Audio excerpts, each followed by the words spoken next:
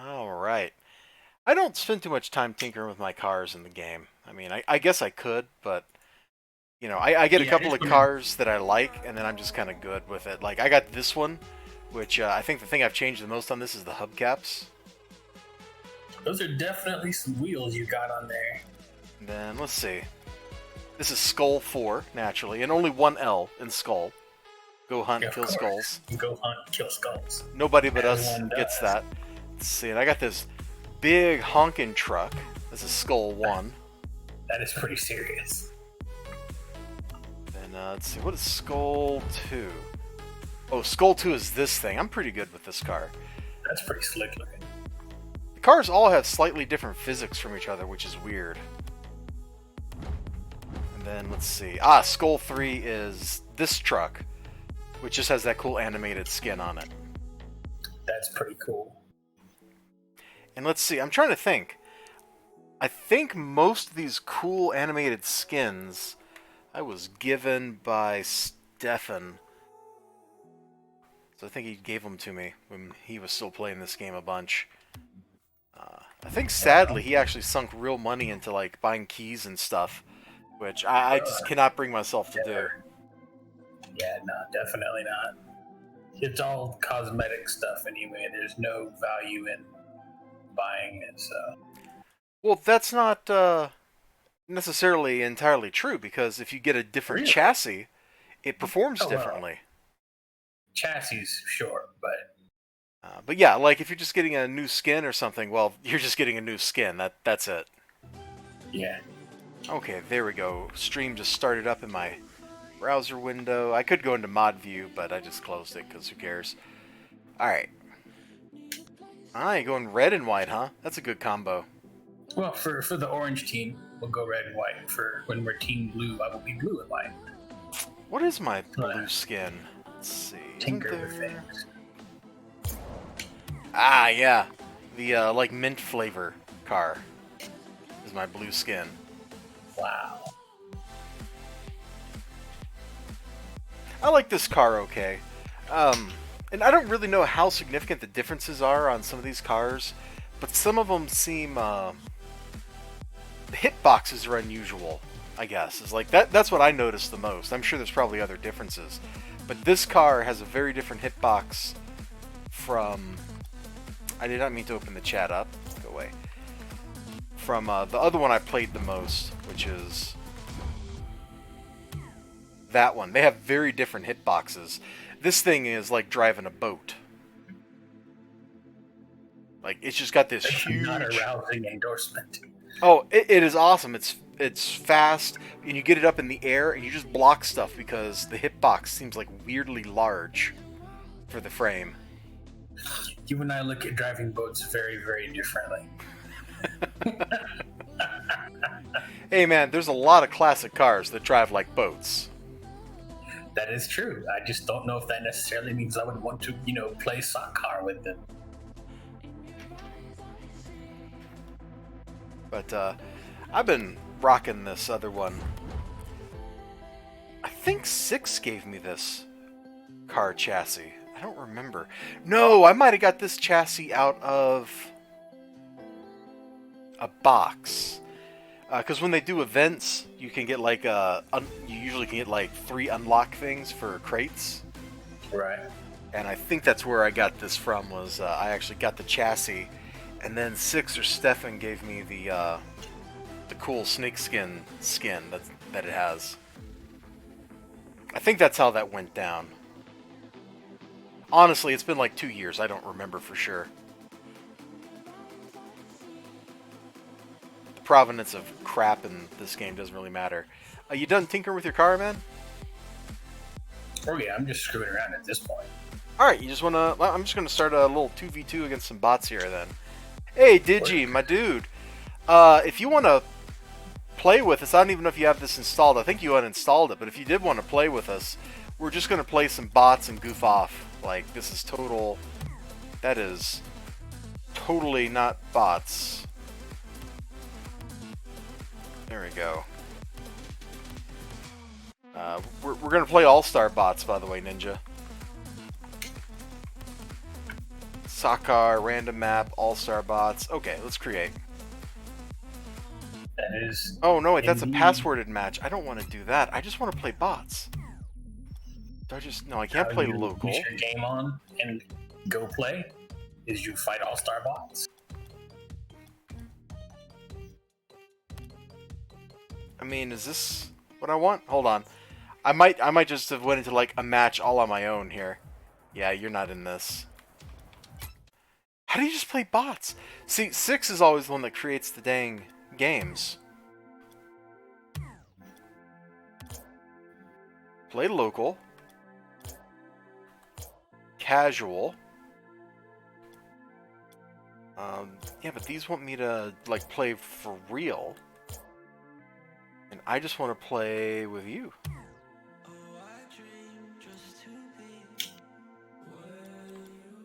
I'm utterly confused why I can't just, like... Why is there no play with bots button? Because this is all going to take us into, like, for real play. And Lord help me, I don't want to do for real play. I'm not in the mood for actual human beings.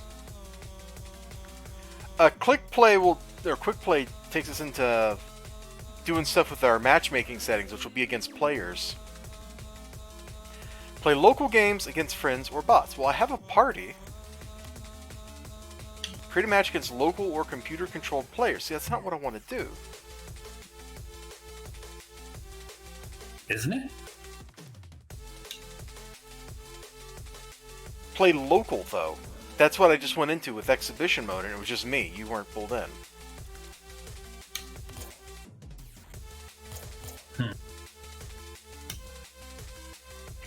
Alright, let me click in here. And yeah, that's gonna just take me into actual matchmaking. How do I... How come I don't know how to do this, dude? I feel like an idiot. I mean, I am, kinda, but, you know, it's really driving it home right now. Is it under the host a lobby, maybe? Oh, that's all local stuff, though. That would be if I had somebody else sitting here with me. The host local lobby.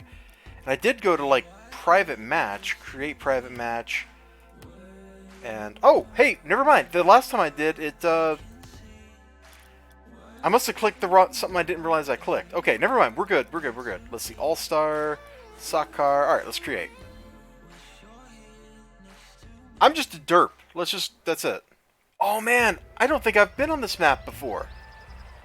Let's be Whoa. Team Blue. That way I can be the mint.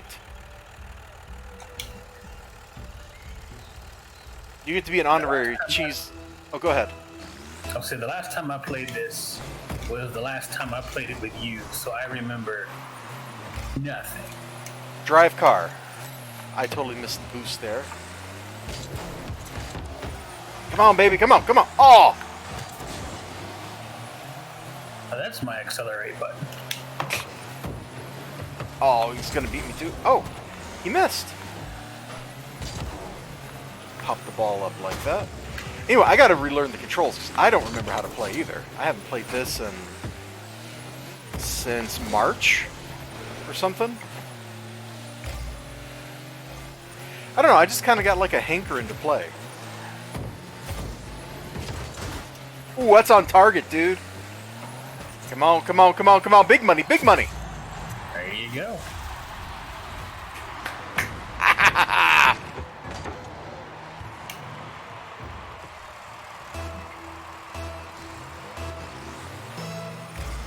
Don't forget to use your boost, my dude.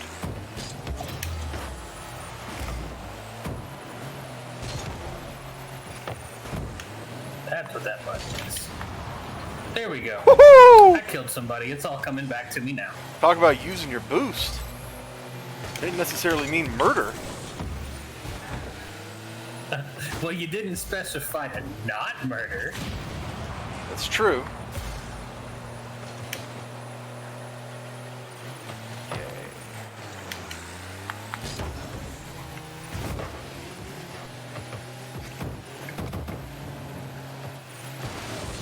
Ooh, nice play by Swabby there.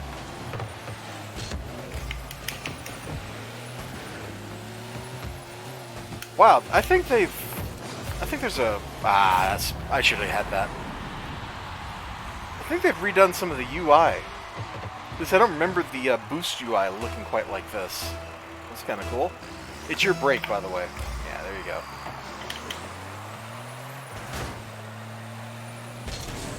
I missed. Oh my god, they're going to score.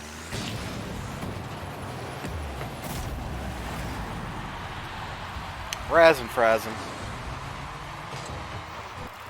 Can't believe I missed that.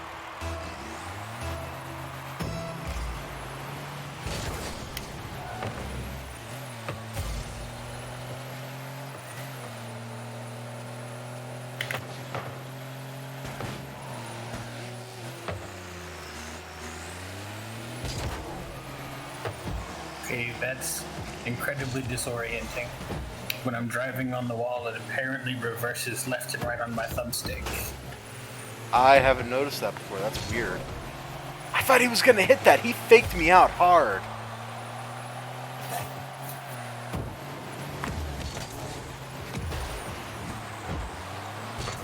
Ooh, nice interception.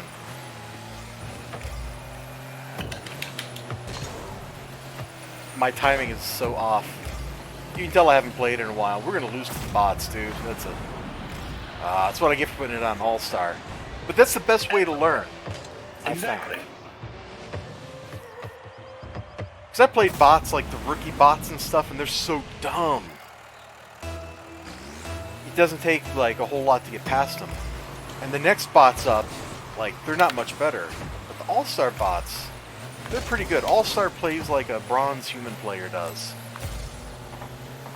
Sorta. They make mistakes. They're not perfect. They don't do a lot of aerial stuff. Nice. Yeah, let me drop this self-set right here.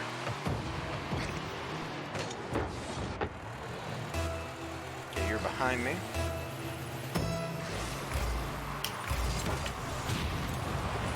Ooh, nice kill. Call you Kilowog. No, I can't believe I missed it. Damn it.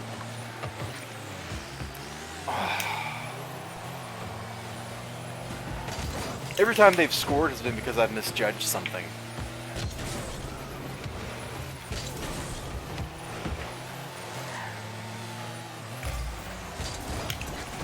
There we go.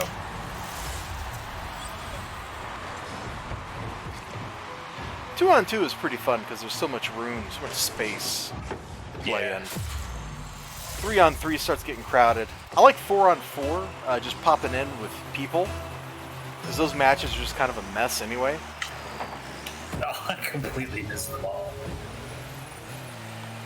That's why if you're in the back, it pays to just kind of stay at the goal till you know exactly how the play is going to go down. Did I just hit that off of you into the goal? Yes, that is in fact what happened, or maybe you got in there to steal it. I'm not sure. Congrats. Hey, as long as we get the points for it, I'm good. That's what I tell Six, man. He worries about, getting the stats, like filling out the rows and stuff. Like, this is basketball, and anybody really cares if you got a double-double or not. There you go. And all that really matters is, did we win? Exactly. Because you can have some absolutely superb gameplay, like Digidude over there. He has, sometimes when he's playing, he has trouble like getting the shots right and stuff. But then it just like turns out that Digidude is magically there to pass the ball in just the right way more often than not. Like, it's crazy. And he doesn't get like any numbers really because of that. Because you get like 1 point for a good pass. And it's just, the game is brutal like that. And there's no recognition. Especially if it's not like, it doesn't lead to an assist. You know, if you're like just binging it off the wall and you're preventing something as opposed to making a save. Yeah. I guess it's kind of like being a lineman, and Digi also has a lot of lag, that is true. I guess it's kind of like being a lineman if you're an offensive lineman in football, right? Like, you know, the only metric they track for you is the number of pancakes you get on defensive players. Yeah.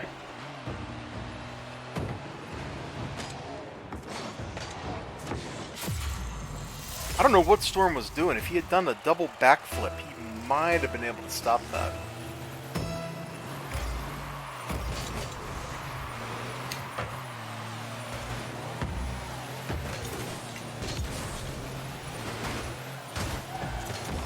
Ah! Ah! Thanks, AI. Swabby just popped that one right in for you. I was looking to hit him too. I was like, where is Swabby? I'm going to clear the goal out, and then Ninja can come in and pop this in, and then Swabby's just like, psh, we're losing anyway. Own goal.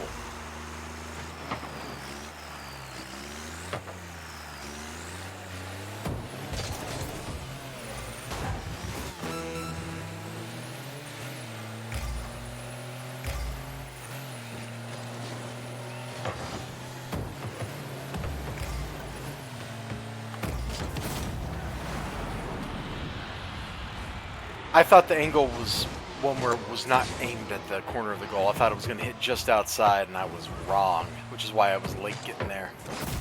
Yep. No big. No, one thing about playing with bots, no reason to get upset. It's not like it's people.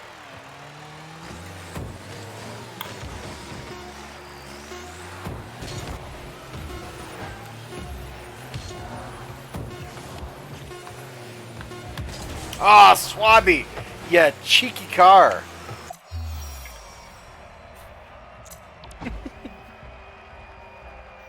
Executioner! Nice one, my dude. Do what I do. Go ahead and ready up when you're ready. What level are you anyway? Like 10? 20? Haven't the foggiest. It should say in the bottom left corner of the screen, under your, like, profile picture. We'll be orange this time.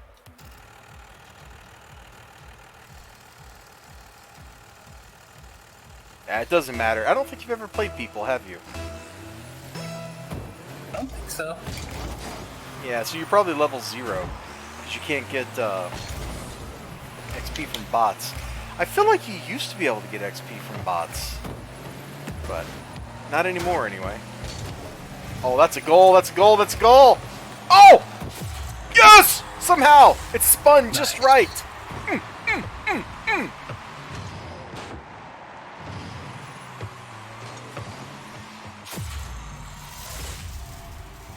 Sticks made a pretty good play.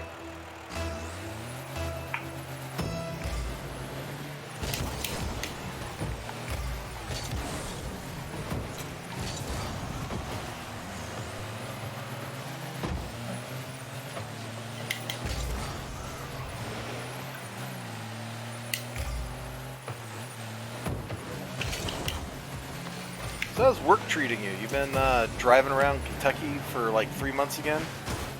No, now I'm driving around North Carolina instead.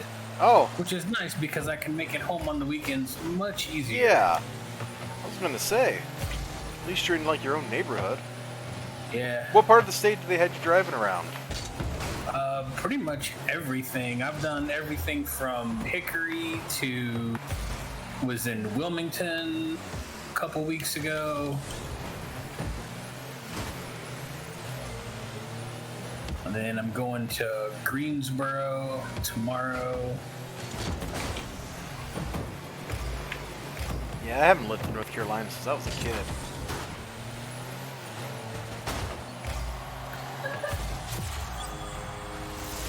Fort Bragg, baby.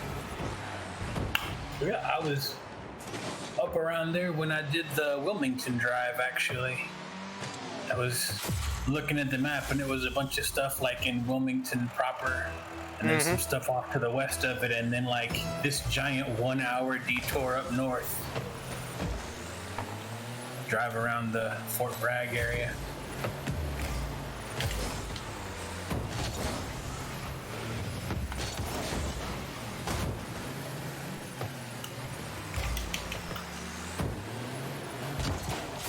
You know, Ninja, you don't always have to be accelerating.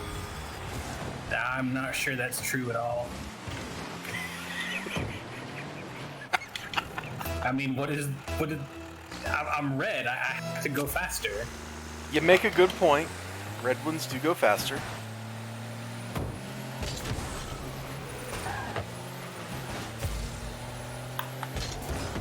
Aw, barely missed that. We can pop it up like that.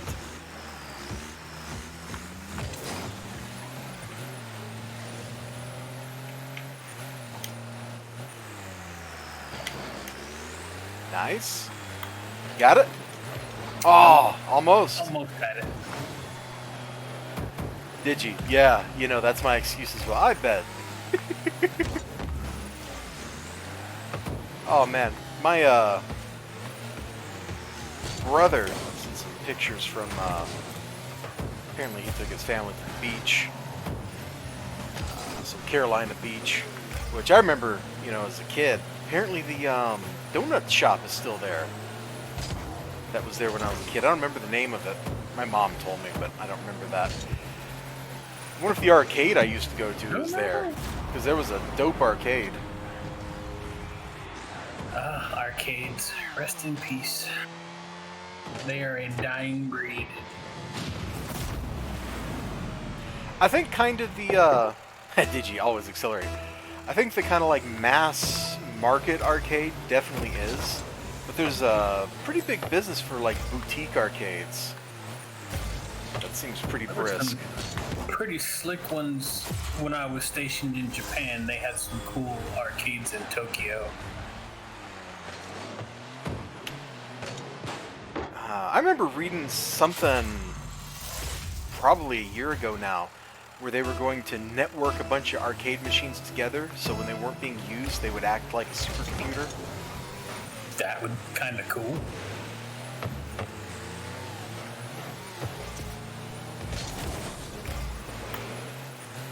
I don't know if anything ever came of that, but yeah, using all that spare processing power. The problem is somebody's paying for all the power use there. Those machines and all those lights are not cheap. Also true. Ah, not a good hit. But like the barcade scene, where you've got a bar in an arcade or a restaurant in an arcade, like that seems to be doing pretty well. Not just Dave and Buster's, which I guess might have pioneered the concept. But when I get bored and it's late at night and I'm working on something, I'll watch Billy Mitchell on Twitch, and he's been like camped out at one of those in Florida more often than not. The Donkey Kong guy? Yeah. Although really, while he's most famous for that, you should really think of him as the Pac-Man guy. Because he is the first dude to get a perfect game of Pac-Man. I watched him do it too. Not the first one, but like he repeated it there.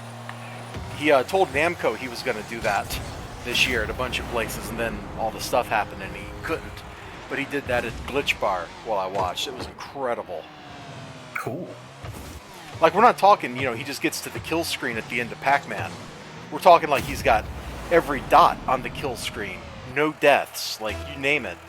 And he's there. Pretty wild. Yeah, because this is the whatever anniversary for Pac-Man this year. That was like his biggest claim to fame, and then the King Kong stuff kind of came later. Which, watching him play King Kong is a pretty revolutionary experience. I'm sure it is for all those dudes that are that good at that game. I don't have the patience for what they do. True that. But it's kind of mystical watching some of the moves he makes. Yeah, there's just something to be said about watching people that are on a whole nother level doing what they do. Oh, absolutely. And not even just games. Like watch a craftsman do his thing. Oh, yeah. Remember in Kentucky there, near where I used to live, there's, what is the name of that place? It's not Barnes. I'm suddenly blanking on the name of it. There's this glass blower that's in between Richmond and Waco, Kentucky on Highway, was that 52? I'm assuming he's still in the same place, maybe he's not. And got to watch him work.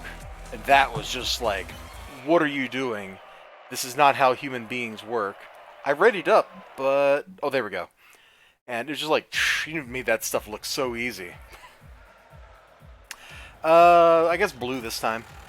It was pretty cool.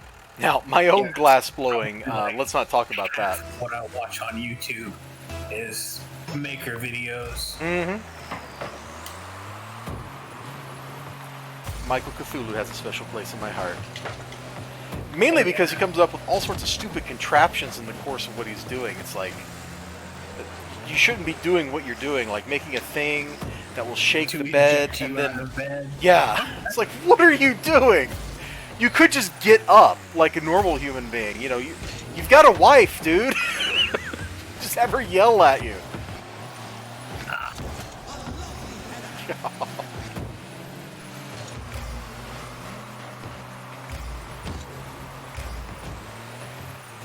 That's pretty magical stuff. Yeah, I've been watching Alex Steele, which I'm like, with a name like Alex Steele, there's really no other option for you as a craftsman. You have to become a blacksmith, which he became like a certified master blacksmith at the age of 16 in Great Britain or something like that. It's insane. But started watching him when he was working out of a garage in Great Britain. And now he's in Montana with a knife maker named Wolf Stelter from Washington. And they have a business and they make this ridiculously cool stuff. Mm-hmm. Dopeness. Then I watch like woodworking and epoxy crafting, things like that. If I ever win the lottery, I'm gonna buy just a giant building and fill it with stuff that I can do nothing but make things all day. Ah, that's a beautiful dream.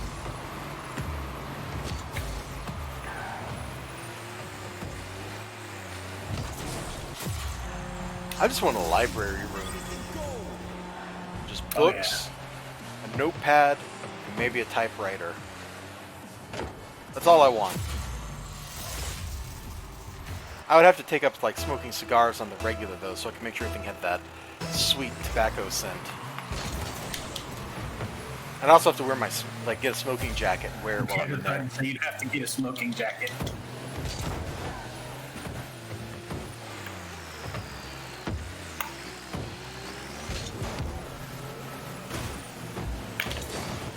That was not the...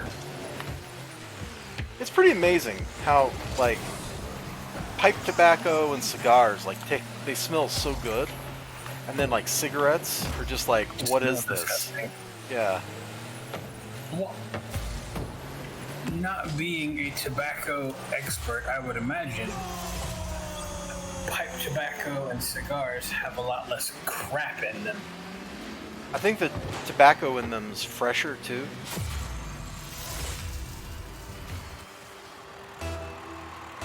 You know, it's still dried, but it's not as dried. Like the difference between, you know, dried chilies and chili powder, or chili flakes. Yeah.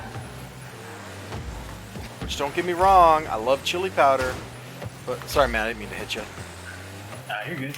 But chili powder is very different. On the recipe.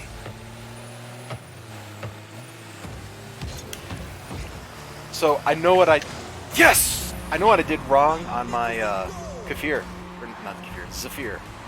On your zafir, what'd you do? Two things. I think I added the syrup too quickly.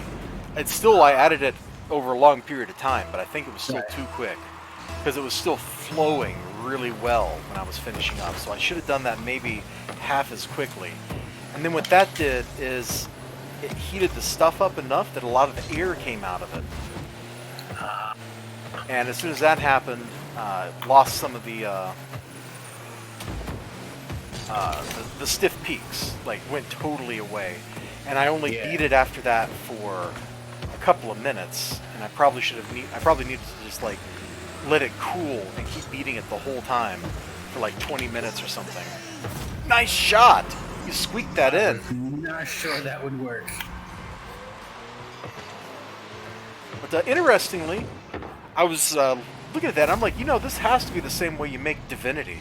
And it turns out it is. You know that candy, right? Not off the top of my head.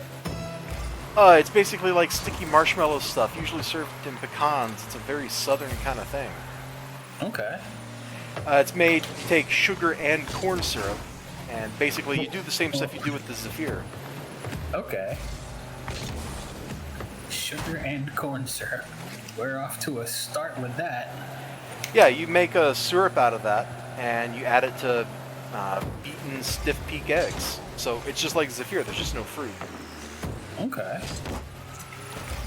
So it's basically marshmallow that's still gooey. I'm surprised you haven't had Divinity, dude. I probably have, I just didn't know it by that name. If you're ever in Gatlinburg and that candy shop, I forget the name of it, is still open, you gotta get their Divinity. It is the best. There's this candy shop in this little mall. They've been there my whole life. And they make the absolute best Divinity in the world. But I can now make Divinity because I know the techniques. Like, making the Zephyr taught me that stuff.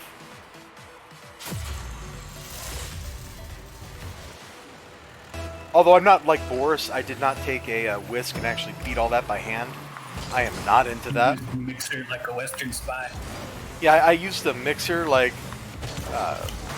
I was doing this stuff, my mom was kind of there to help out in case I needed, like, extra hands. Which came in handy when we were doing something or other. Oh, it was when we were making the applesauce. We took turns mashing the apples through the strainer. Because that was a bit of a deal. Yeah, it would be. Oh, no, come on, baby! No, what a boost. Can't get there. But anyway, she just looked at me and she's like, we're using the mixer.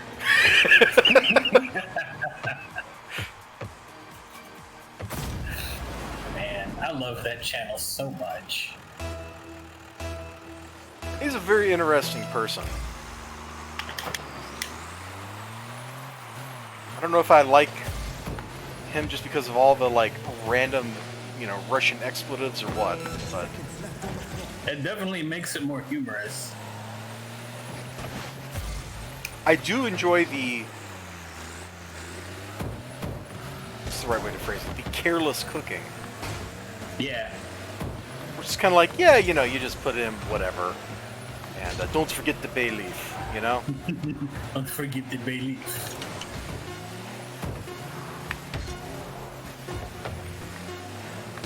Oh! I couldn't quite smush that right. Yep. Which, being from a poor place, I am very familiar with the bay leaf. The bay leaf is absolutely super useful. Oh man, if you're making like beef soup or vegetable soup or something, man, you gotta drop a bay leaf or two in there. Oh yeah. Every time my dad makes any kind of homemade soup, you can count on a couple of bay leaves depending on the size of the batch. Mm-hmm. I guess it'll be orange this time. But I like the way he presents cooking, because it's not like, if you watch some cooking shows, it's very, not just dry, but it's like, there's no joy. Yeah. And screw that. There should always be joy in cooking. Yeah, and watching Boris, even when he's doing something stupid like hand-making doctor's sausage, there's joy there. This was a great set by you, by the way. Cooking with a chainsaw. Yeah, sometimes he does some silly stuff, but, sometimes he does some neat things. I did even though I already knew how to, like, cook and survive as a poor person, like, if I was ever in the position where I had no cash again, Wow. his little video on that was a hoot. It's like, yeah, and then, whatever you got left, we're just gonna put in a skillet. At the end of the week. Done. Man, that dude got lucky.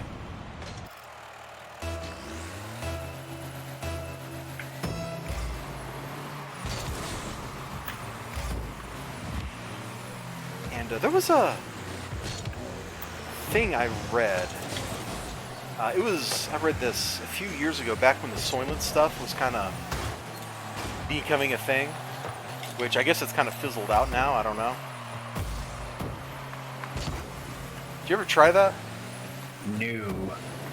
One of the people I mentored, he got into that. He had Soylent for lunch like every day because he didn't want to take the time to go eat for real.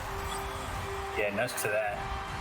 I mean, I do that sometimes. Like, I'll get on a kick where I'll just do like a protein shake for lunch or something. But anyway, he did not seem to particularly like the Soylent.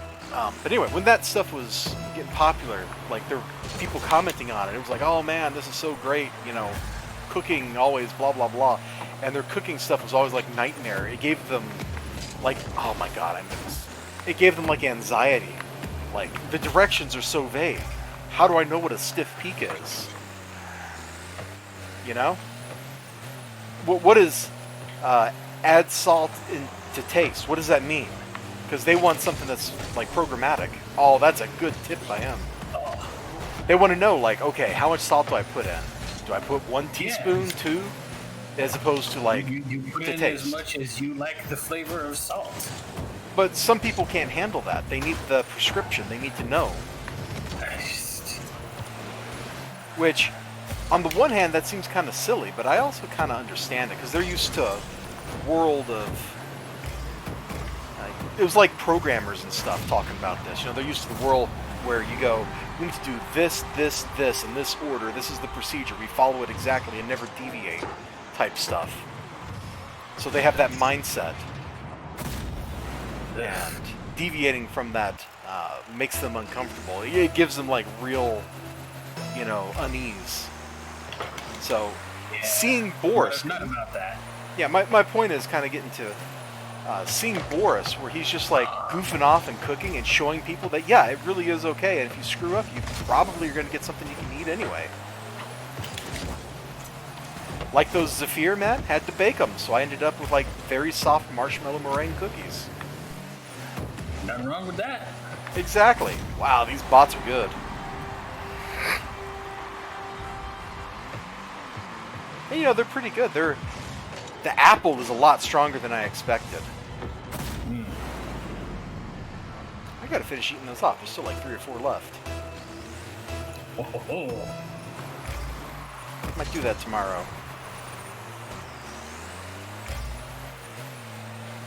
Made a chocolate torte this weekend, or Friday actually, as a follow-up for what dinner was, which was going out to a steakhouse. Nice. They this is gonna be sacrilegious. My filet mignon came out in one part. It was basically like under rare, and it's like, this is a little too not dead for me. Because I usually like my steaks like medium rare. Like, it's like, I want it dead, but please don't cook all the... to be able to still save the animal. Yeah. So, like, about 2/3 of my fillet was, like, just perfect. Then, like, that last part was just like, So I did possibly the most hipster thing possible. Like, only rich people and hipsters would do this. I brought it home and gave it to Phantom. I'm sure she was heartbroken. She loved it, man. She was real unsure. She doesn't, oh yeah, medium rare. She doesn't really like beef that much. She much prefers chicken, which she's allergic to, which is funny. That's not a winning combination. So, you know, she was like unsure, but she ate it. She was like, oh yeah. Once she figured it out, like, oh, this is pretty good. And, my mom had a little of her top sirloin left, so Phantom got that too. So she had steak 2 days in a row. Not as, like the whole dinner, you know, but just like on top of it. Oh yeah, just as a treat. Yeah, when we go to steakhouses, every once in a while, we will try to bring the bone home for Sasha. She always gets super excited. Oh yeah. I me. That's like my brother's big dog. That thing's a horse. It's big. It's a gigantic black lab, man. Nice. It's as big as me. Big dogs are the best dogs. Oh. Okay, Boomer. I was aiming at the ball, and then I just kind of turned into a bomb there. So, But yeah, that big old dog. You know, he's totally down with bones. I don't think Phantom has ever crunched on a bone in her life. She's tiny. Bones would defeat her. Yeah. And I'm not sure she would actually know what to do with it if she got it.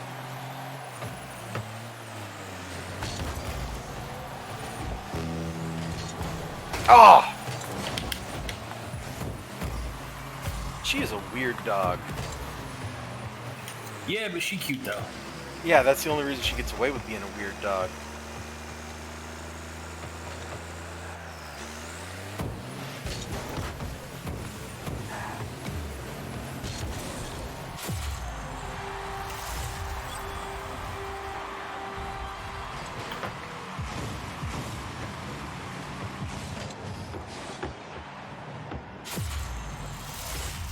I was just seeing how close Myrtle was to intercepting that.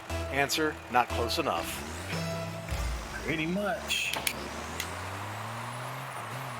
So yeah, that was totally extravagant, but you know, now if somebody... Sometimes a little extravagance in life just makes you feel good. And it's not like I was going to eat that, so why throw it away?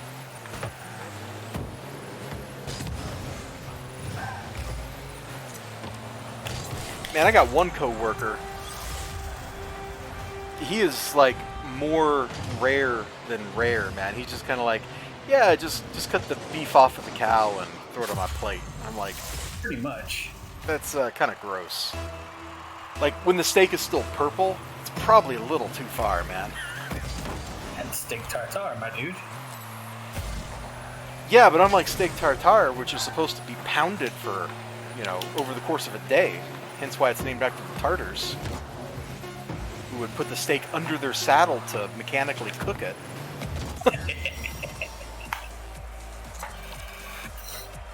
I don't know, when you get to the point where you're having steak sashimi, like, I think you've gone a little too far there. I can get down behind that, honestly. Although, I would like it at least to, like, if you're gonna have it purple in the middle, throw it down and, like, Pittsburgh char the outside with seasonings. Oh, yeah. Oh, that was like the one, I guess we'll do blue. That was the one thing I didn't like about that steakhouse was, like, my steak came out, and it's kind of like, this needs more black pepper and more salt.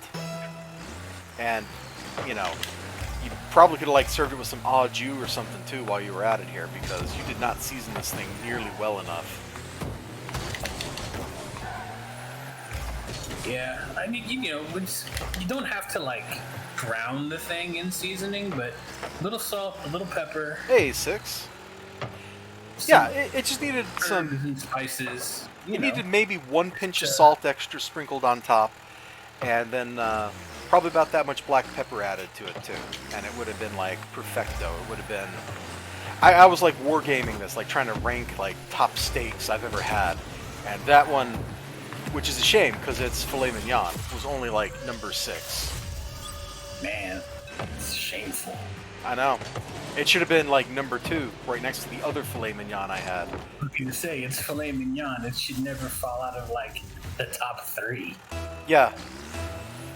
But the best filet mignon I ever had was at Ruth's Chris Steakhouse. I don't know if you have that chain. Ruth's Chris are insane. Yeah. They butterflied it, and the whole thing, except for the outside, which had been, you know, seared really nicely. The whole thing was like perfectly medium rare all through it. Oh, so nice. There was like not a hint of like this is bad or anything like that. It was just the whole thing was just like eating butter, except it tasted like steak. Yeah, that sounds about right. Ruth Chris is not cheap, but you definitely do get what you pay for. I was taken out for dinner on my birthday. Nice. So, you know, definitely a special occasion. Yeah, for sure. And if you're ever in Knoxville, Tennessee, and you are either downtown or on the west side, you should go to Calhoun's on Sunday and get the prime rib. Prime rib. They cook everything in their smoker. So that includes all their steaks, man. If you get the steak Calhoun, it's a barbecued steak that has been cooked in their smoker. That sounds ridiculous. But the prime rib, that prime rib is the number 2, maybe the number 3 steak of all time. And it was fantastic. It was so good. I usually, even on like a prime rib or something like that, I usually don't eat the fat because I don't like the texture. That stuff was so good, I started eating the fat on it. Word. There's another great steakhouse in Knoxville called Ye Old Steakhouse. It's south of the city on the way to Gatlinburg and Pigeon Forge on, what was that road? Chapman Highway. And they were under renovations for a long time, so I didn't, you would ask to join. You can join us, Six, if you want. We can go pop in the server-wide, like the server chat on my Discord server if you want to join us. I invited Digi earlier, but I didn't think he had the game installed. And I ordered a New York strip there, which usually isn't my cut of steak. But the thing they brought me, instead of just being a New York strip, it was like the whole piece that you carve individual New York strips off of. Oh, wow. So I had like, I don't know, 4 New York strips there, and they were all cooked. Like the whole thing was just immaculate. I ordered that medium, and the whole thing was medium. It wasn't burned, it wasn't dry, it wasn't like bloody. It was just like perfect all the way through. That was a killer steak. They were also kind of expensive, so you know, I was poor and never went back. But yeah.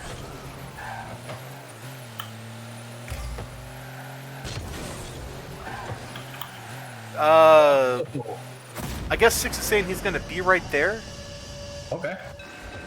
Hi, babe. Rocket League with the elizibar. Hi, Jade. He says hi. Six, we will wrap this game up and then we'll swap over to the chat on my Discord and you can hang out and we can just play some Rocket League, man. I just felt like, you'd be absolutely correct, I guess. I just felt like goofing off. Plus, I need to get my stream time hours up a little bit, too.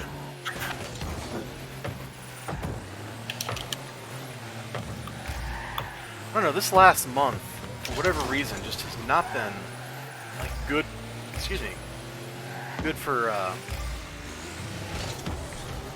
me, actually, like, streaming stuff. I don't know why. Digi, you don't have it installed? Yeah, that's what I figured. Oh, that's what I was correct with on my guess. Gotcha.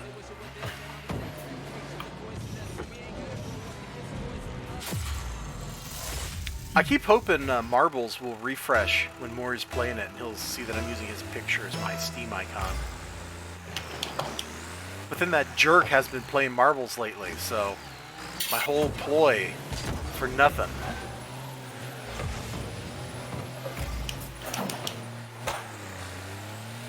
Six says it's never gonna happen. Oh, Maury knows. Yeah, he probably does. Although he won't friend me on Steam. I don't know what's up with that. I mean, I'm Steam friends with people I don't even know who they are.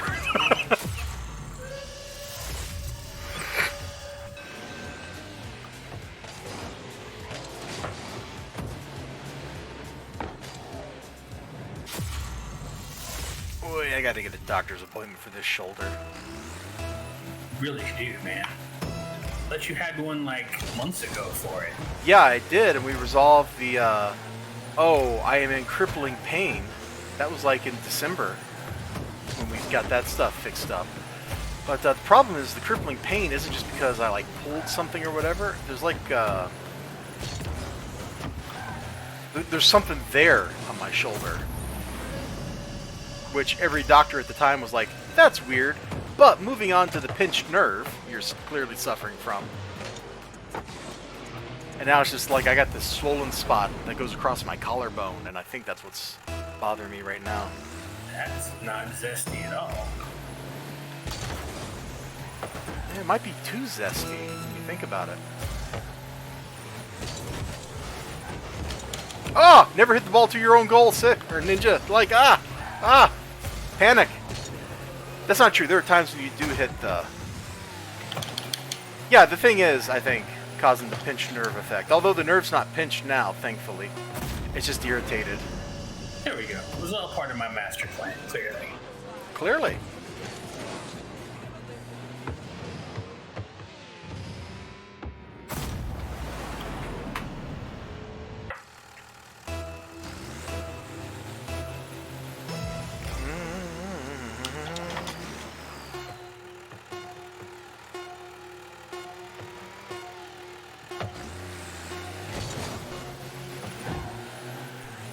Touch the ground. Foamer, just let the ball touch the ground already. You're down by 6, and there's 0 seconds on the clock. What are you doing? Alright, we gotta pop back out to the main menu here. So I can invite Mr. Sixev Cyrus, and let's hop over to the other chatteroo. That works for me.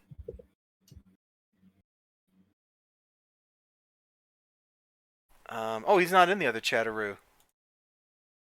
But now I am.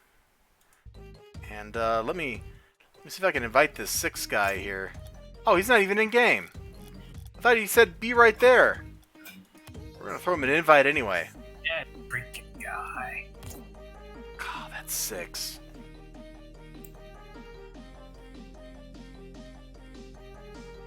You know, he's afraid of 7. To go get some water, so. Oh yeah, because 7, 8, 9. You got it. I don't know if he's actually going to join us or not, but we'll just chill out. Hey, we've been going for like an hour. It's a good time to stand up and stretch. He can't join voice... Oh, because it's like after midnight and Luna's probably asleep. I believe that's called legitimate. Let's see. Invite to party again. You could just join... Oh, you would, but you can't click on it? What? Everybody in the server should be able to get in the voice chat.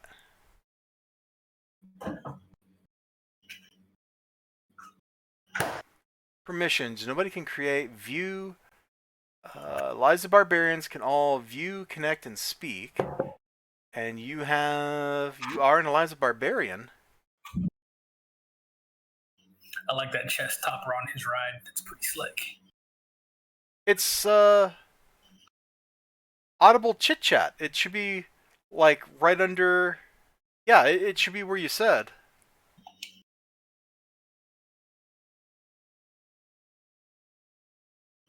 I mean, it's a chat channel. All of a sudden, I have a great mini cars. That's weird. Everybody should be able to see that. Well, you know what? I'll just let everybody be able to connect and speak. Okay, I just opened up permissions like all the way, 6. You should be able to get in and see that. And if not, you know what? I will just start a 3-person call. That's not a problem. Alright, I'm just going to set up a 3-person call, Ninja. Okay.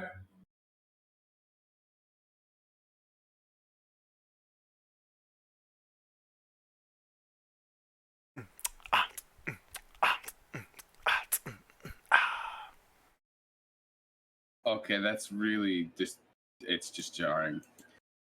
Hearing you on stream at the same time was not what I expected. Oh yeah, don't do that. I still don't have any understanding as to why that channel disappeared. I have no idea either. I've been having problems with your Discord server in specific, like channels appearing and disappearing, so... Hey, what up, 6?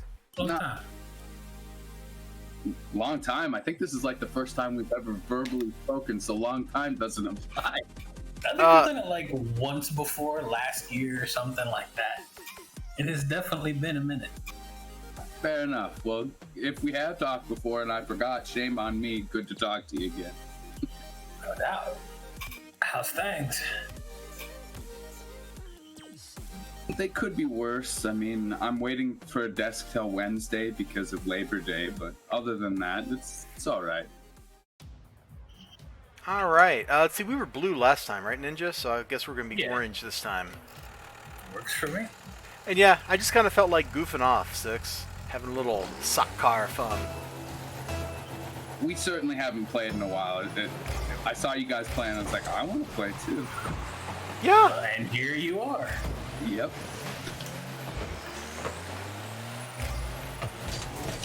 Oh, I missed. You'd think I'd be used to the fact that this car does not have a big butt like the car I'm used to drive all the time, but I'm still not used It to is that. not the Sir Mix-a-Lot-mobile. Are you playing on keyboard, Ninja Weasel? Negative. I am just terrible. No, I don't think you are, but I keep hearing like keyboard clicks. Like, I'm playing on a controller. okay, then my brain is just associating normal button sounds with keyboard clackety clack. That's healthy? Question mark?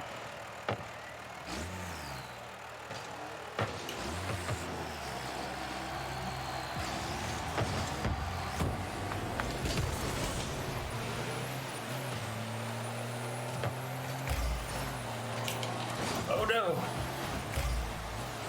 I'm kind of curious. Did I make that shot harder there for you, Ninja Weasel?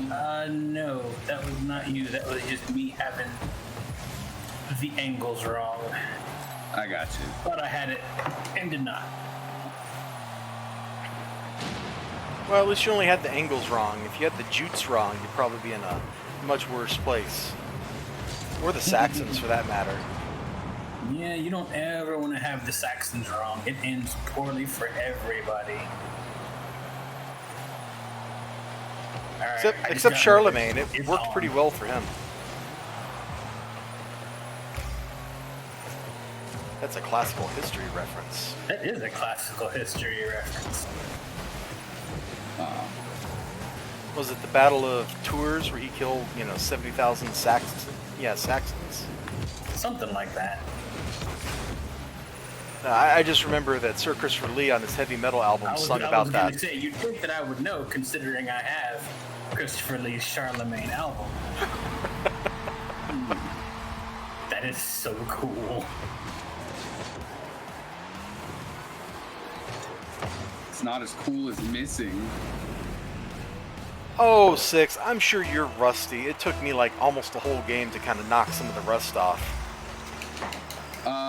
I'm not as rusty as you'd think, but I haven't been playing a whole lot of threes, so... Which, yes, I've actually been playing more threes than I used to. Oh my gosh.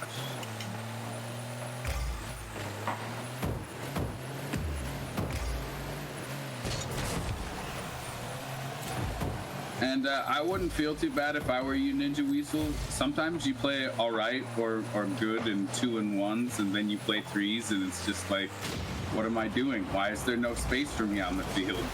Yeah, threes is a very different experience. I don't feel bad. It's just a game, us against bots. And I haven't played in like literally a year or something equally ridiculous. Yeah, Six, I think if the last time we played was the last time we streamed, that would have been like in March, I think, from the timestamps on the videos. That sounds about right, yeah. Oh. That moment when you miss an aerial by inches. So that moment I experience a lot when I try to aerial. Like every time. Just get up, and then, oh, sorry. It's all good. Oh. I'll send you a bill for the damages and we'll be square. I'm sure elizibar can afford it. I mean, he is a doctor.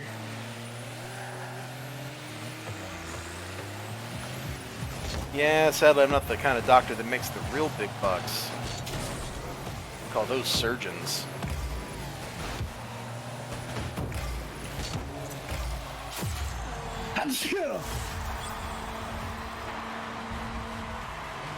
Apparently I'm allergic to elizibar getting goals by himself.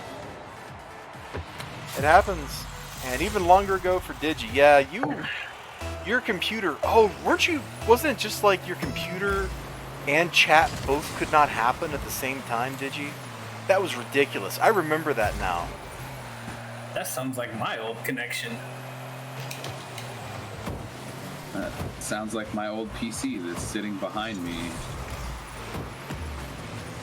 I mean, that also definitely sounds like my old PC, but I have not had to mess with that in quite some time.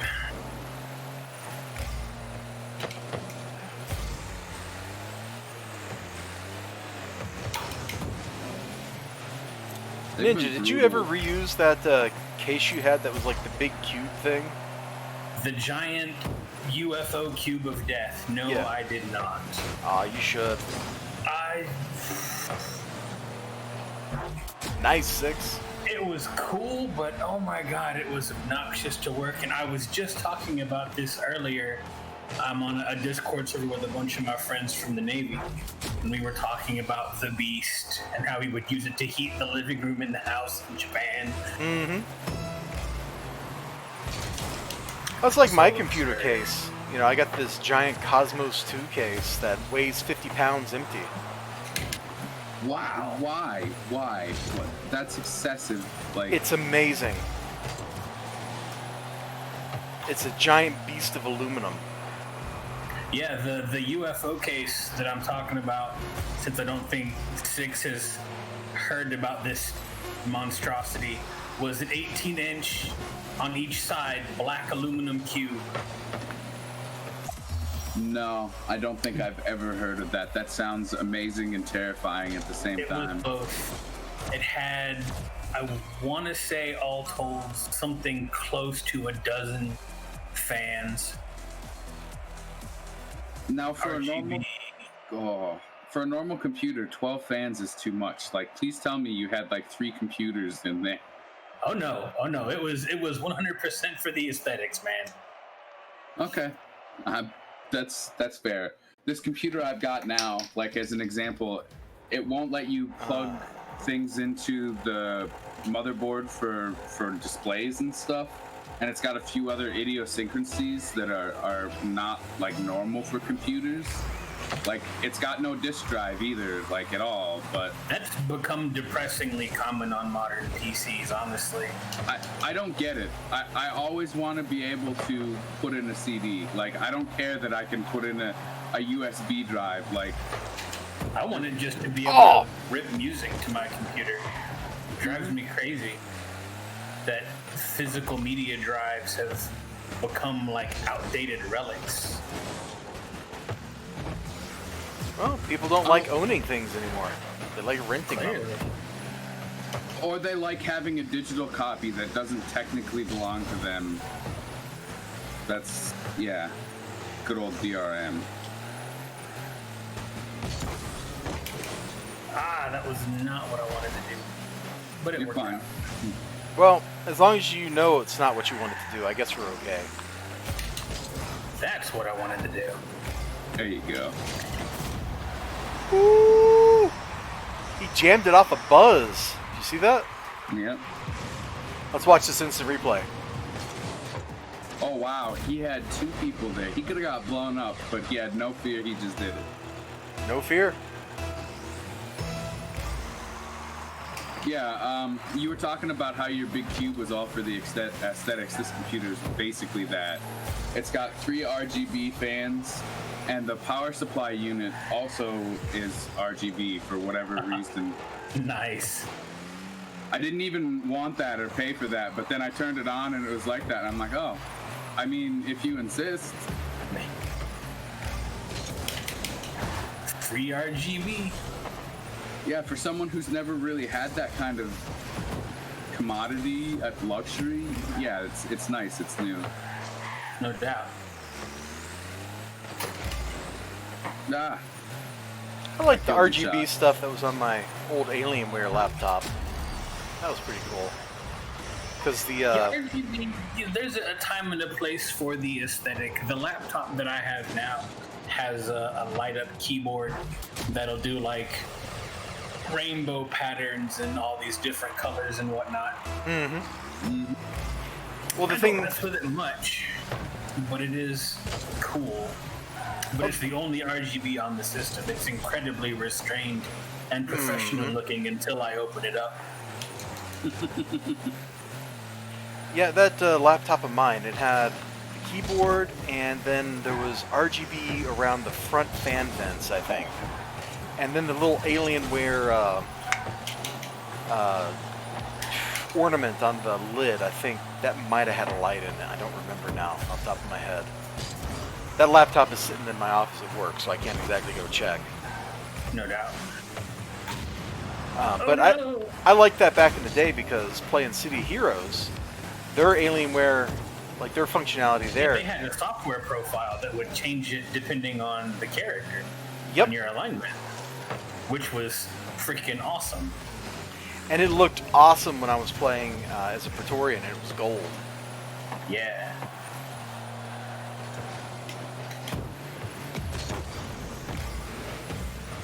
I wonder if this computer will actually let me play the private version of that game. I got elizibar to play on my RO server. He's like, oh, this is no fun. It's too fast. I was like, wait, you didn't want to play slow RO? I'm very confused. And then he's like, here, play my MMO. And We should play RO again. It never worked. Like, yeah. Well, I've been wanting to get a bunch of people into that. I know some people I love RO, except for like everything in the world about it mechanically. But the aesthetics were awesome. Yeah. I remember being in the beta for RO. That was pretty fun. Great pass, Ninja. Can't even tell it's a pass, but that's not what matters. It says down there that we did the high five thing, so Works for me. gotta give you your credit, man. You did it. That was all me. Yep. Somehow, magically, mysteriously. RO, Ragnarok Online, did you? That's RO. Yeah. Which somehow, that ancient MMO from 1999 or earlier is still going strong. Oh, wow. Still going strong, still getting like new content for the official RO servers, all Yeah. that jazz. It's crazy. Watch me one just of bully the- these guys. That was great. But RO is one of the very few MMOs from that era that has this much steam and power right now. It's insane. Ninja, I remember playing on Ufro up until the time when Euphorian spent all the money for the server on meth. On meth.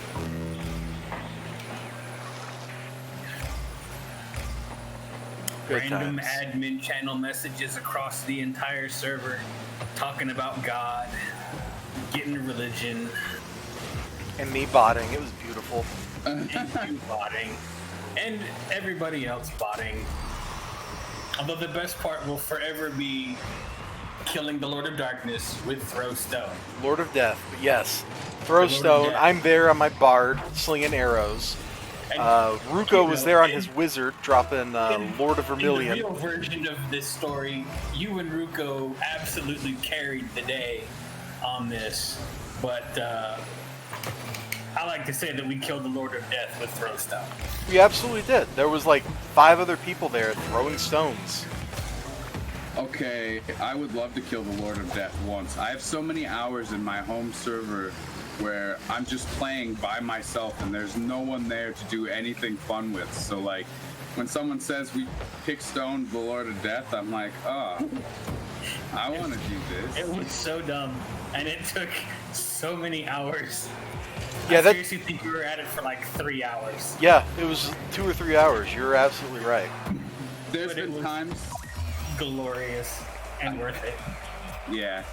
There's times where I was trying to solo MVPs for over 3 hours on my own, and that's when I'm lucky enough for them not to get killed by someone else who's like actually able to defeat them.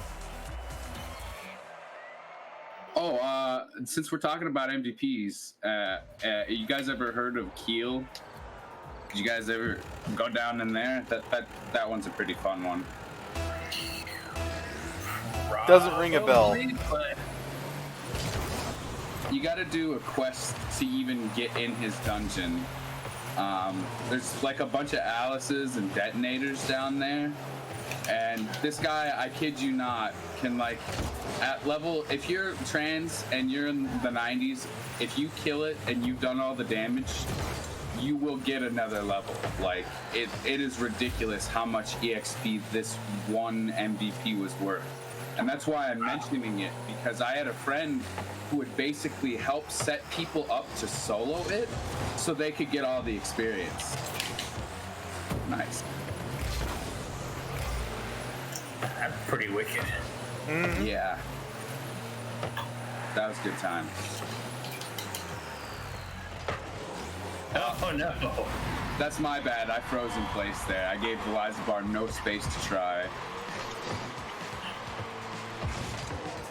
I'm just like, I got it. Poncho and Outlaw. Now that's a team of names right there. Mm-hmm. I feel some conspiracy happening on the other side. Oh, I had that. That was a great pass, except for me. Yeah, well, how about that one? That's cool. I'll miss it. What about this one? Is there enough space Oh! on that? Yeah, but I'll hit it in the wrong direction. I almost had it. Oh.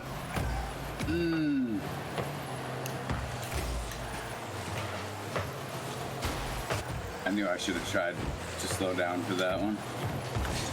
Oh my. He got it past me. Ah, you cheeky guy. This stage has been out for...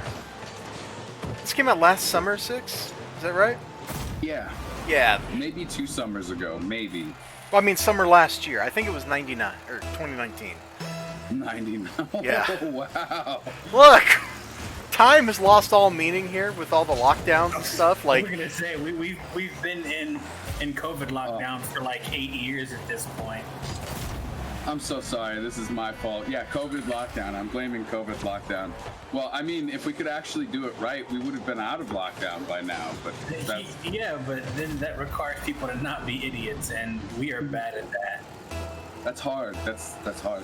I mean, a smart person can be stupid. Like, there's no exception to the rule on that one. Like, so of course a bunch of people are having a hard time with it or just stubborn. I mean, Sweden didn't do anything, and they have a lower death rate than people that locked down, so... That's not true. Sweden has the highest death rate of any individual country.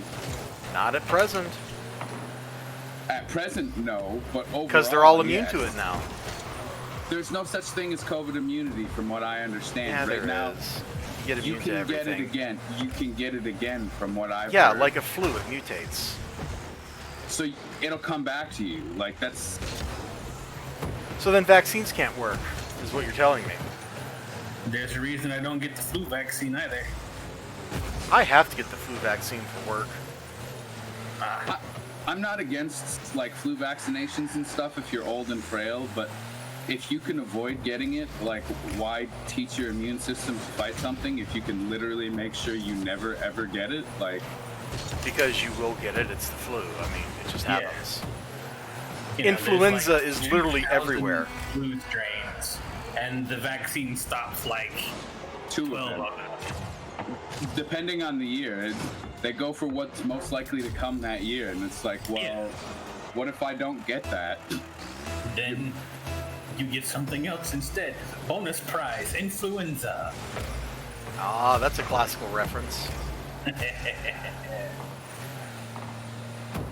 Hamster. Oh no, I was in the way. Here's the rebound. Oh! You both jumped for it. That was good. You know, Ninja, I'm going to bury you 3 feet deep. Like a dead midget. He finished the line, not me. Listen, I'm just gonna say, Oh! I will admit to looking at hazmat suits on Amazon today because the cases are flaring up in my county. I mean, don't you just look at that for fun? No, that was actually Fashion. fun fashion. Aren't they the same thing? No, my bad. They're not. I'm sorry. You know, gas masks are all the rave at these underground clubs. I'm sure they are. Does everybody have like bongs attached and stuff too? Like, as someone who would use such an apparatus called a bong, I would never put it in a gas mask where I can't breathe. Party goers and your fun times. No, it's the post.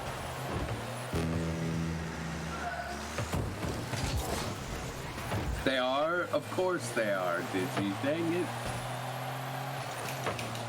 What the? I'm sure you get like a filter cartridge for a gas mask that simulates the effects of such an apparatus. I'm sure. A little water filtration. It's probably good for neutralizing some kind of toxin. Probably catch a lot of bacteria too. They would grow a lot of bacteria. What are you talking about? Yo, if you did it right, it would get stuck in the water cartridge. But like that would be a really simple way to filter out like chlorine and stuff. You have to pass all the air through water. Can we not talk about cancer chlorine? Cancer chlorine? What? Chlorine is literal cancer. Oh no! No, chlorine is taking the aerial right. Chlorine is just a great thing to kill germs with. 6. It also tends to attack living cells that aren't bacteria and other. Are you huffing chlorine? Is that what's going on here? No, but I used to spend a lot of time in pools, like more time than a human being should. You're probably fine. Skin's tough stuff. As long as you weren't like drinking it. Never drink the pool water. You don't know whose poop did it last. This is why I say oops. I used to drink a lot of salt water too. Ugh. I don't know why. Don't ask. You say ugh, and I'm like, yeah, I know. I don't know why I did it. Listen, sometimes you're a kid and no one is around, and you just do things. You know, I mean, that's valid. I'm gonna take it a step further. You know, like climbing up a tree and falling on the back of your head onto a cement bench. Like that. That's one of the things you might do as a kid when no one is around. I can recommend against doing that. Yeah, Although I saw a professional wrestler basically do that today, so that was kind of fun. Did they live? Yeah, no, mine tended more towards lighting things on fire, but I grew out of it. Yeah, Matt Hardy lived. He was wrestling Sammy Guevara on last night's pay-per-view, and they missed their mark. They're supposed to, I'm pretty sure, go through 2 tables that were side by side, and they only went through 1, which means head and shoulders of both men kind of went right to the concrete ground. Yikes. And I'm pretty sure Matt Hardy had a concussion afterwards. Like he's already playing like a crazy kind of character, but it was a little bit more than normal. You could see it in his eyes. I'm pretty sure he was dazed for the rest of their match. Which ended great. They were climbing like the lighting rig, and then he threw Sammy Guevara off of that. It was awesome. I'm in pain hearing this. You should be. Wrestlers do stupid stuff. But that was a pretty good match. The whole pay-per-view was pretty good. I didn't like the big tag match, though. That stunk.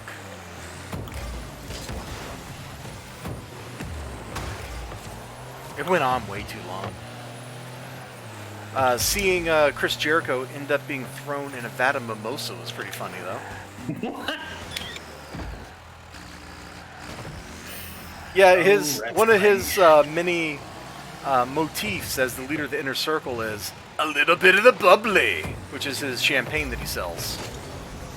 And so he was wrestling Orange Cassidy. This was like the 3rd match in their series of like their feud. And so he's like, we're going to have a Mimosa Mayhem match. Because champagne and orange juice. It was fun. Like, I kind of had a feeling how the match was going to go down. And I didn't like how the match went down. Like, I didn't like who won. Because it was not Chris Jericho. Which means how can I take him seriously as a villain when he's lost every one of his big feuds? But he was having fun. They were both having fun, and it was kind of stupid fun to watch. So no real complaints there.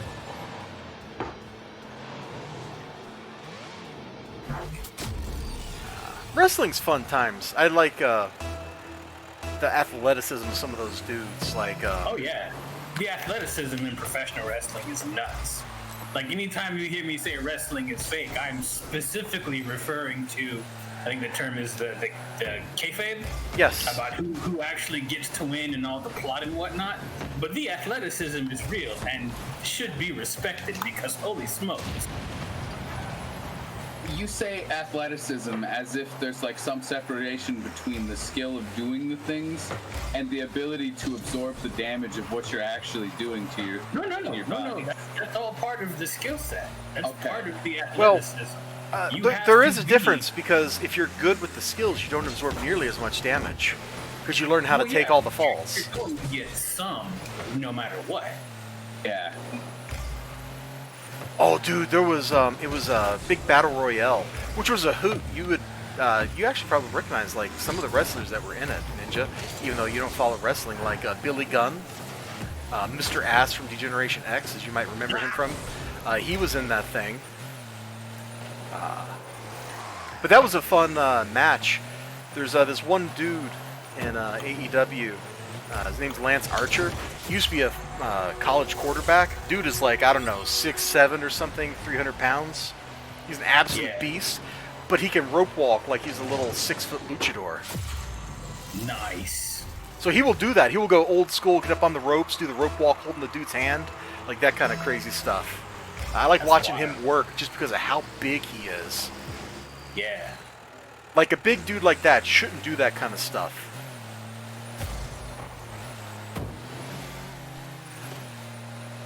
But the funny thing about that match is there was this dude that came in. It was like his debut match. And the first thing he did is he like kneed somebody out of bounds before he actually got in the ring. So, you know, it didn't really count as anything in a battle royale because you had to be thrown out like Royal Rumble. But after that, he goes to get on the top rope. I forget what this dude's name was. I saw him in a match that I fast forwarded through from another promotion, Warrior Wrestling. And he basically just slipped off the top rope. His foot slipped. And it was kind of like, ugh. Because it was not supposed to happen. You can see the guy he was supposed to land on top of, like, rolls over to do the, hey, did you break your neck? check. Yeah, for real. Oh, that was brutal. It wasn't as harrowing as watching Matt Hardy get back up after he cracked his skull on concrete, but it was still pretty bad. That was supposed to be a pass to Ninja Weasel, but yeah, I'll tell you. Points is points, man. Good on you. Ninja, do you remember the Hardy Brothers? Somebody's going through a table. So you do remember the Hardy Brothers? Was it the Hardy Brothers or the Dudley Brothers? Both, probably. The Hardy Brothers also seem to send people through tables a lot. They were in WWF circa like early 2000s. So there's a pretty good chance you probably recognize them. Okay. But yeah, it's always weird to me how Matt Hardy plays a crazy guy, and yet it was his brother that was actually the one that was hooked on crack. Maybe he was getting the inspiration from his brother. I was gonna say, it's not method acting if you grew up around it your whole life. Well, I don't think he was hooked on crack till he started being a wrestler. But when Jeff Hardy was wrestling, was it when he was in WCW? I don't remember. There was basically one match where a guy came out, and Jeff Hardy was supposed to win. And the other guy came out, took one look at how like high he was, and was just like, I can't wrestle this guy. He's going to get us killed. And he just pinned him like in 5 seconds, and that was the match. Because it's just like, this is going to kill somebody. I mean, you have to make that kind of judgment call when you're a wrestler, because you both are in it together to not hurt each other. Or at least not kill each other at the end of the day. Like, you know. Well, when I say hurt, I mean like injury. I don't mean like you are. To look like you're beating him, half to death, but at the end of the day, you don't actually want to do nearly the damage that the match is going to portray you doing. Usually. Right. Unless it's a grudge match and you actually have a problem with that person. Yeah, that kind of stuff Maybe. happens. Guys go into business for themselves once in a while. And so what should be like just a casual wrestling match turns into an actual, like, they're just beating the crap out of each other. So, I watched an interview with, I don't remember who they were. They were tag wrestlers in the 80s, and they were doing a match against the Road Warriors, or Legion of Doom if you saw them in WWF. And they were like, yeah, for whatever reason, I think it was Animal? I think it was Animal, like, just thought that they were, like, had done something, like they were not going to play the match out the way it was supposed to be, so he made it an actual fight in the ring. Oh, wow. So these two skinny dudes, because they were not big like the Road Warriors, because that's what their thing was, is they're like the biggest, baddest tag dudes. And so it's like you got this like guy that weighs maybe 220, and he's wrestling Animal and Hawk that weigh 300 pounds. Love it. On a note, you gotta love it when you can look at somebody who's like 220 and be like, it's this little scrawny guy. Yeah. And so they just had to like fight for real, and then they like met him again in Puerto Rico or something, and like it turned into a real fight down there, and then they like never met each other for like 10 years. But one of the Road Warriors like still wanted to was still mad at him for stuff that was purely an invention of his own mind. None of it was real. That's crazy. That's the business. I love that stuff. Just watching people do amazing things. Oh, I gotta tab out of the game for just a second. Hold on. Okay. Oh, darn, it was my break too. But the Crazy Weasel was there, it looks like. One does what one can. Let's have that. Yeah, last game it said you had like no points, but you were everywhere all the time. It was amazing, Ninja. There was a 50-50, you were there fighting it out. There was two people against two people, you were one of those two people going after the other team. Like, anyway, Ninja, you might be amused by this. One of the wrestlers in AEW is Jack Perry, which is actor Luke Perry's son. Huh. And he's a little dude. Like, I don't know, he probably weighs like 180 or something. Yeah. If that much. Vince, Luke was not a big dude. No, but this dude is super athletic, man. He is all over the place. He's flipping off of ropes, jumping off of stuff, and he teams up with this dude whose gimmick is he's a wrestling dinosaur, Luchasaurus, and that dude is like 6'6" and 300 pounds. Nice. sounds like my kind of wrestler. They also have a like trio that they do sometimes, and the third person in their trio is named Marco Stunt. He looks like a 5th grader. Like, I'm not joking, like, not in comparison to other wrestlers. No, he just looks like a 5th grader. Like, I'm pretty sure I could beat this guy up without trying. So they make a fun little 3-man tag group sometimes. The Jurassic Express. That sounds incredibly entertaining. They are super entertaining. Sadly, they're mid-carders, so they lose as much as they win. So they never really get anything going. That sounds like real life. That just like where most people are with a lot of things. Well, everybody loves Jungle Boy, and everybody loves Luchasaurus. And Luchasaurus really should be a top-of-the-carder dude. He's big enough he should be working for Vince McMahon right now, not for an indie promo. But they got a lot of dudes that are that big these days working for him. Like that Lance Archer guy, he's gigantic. They got this dude, Brian Cage, he looks like a bodybuilder.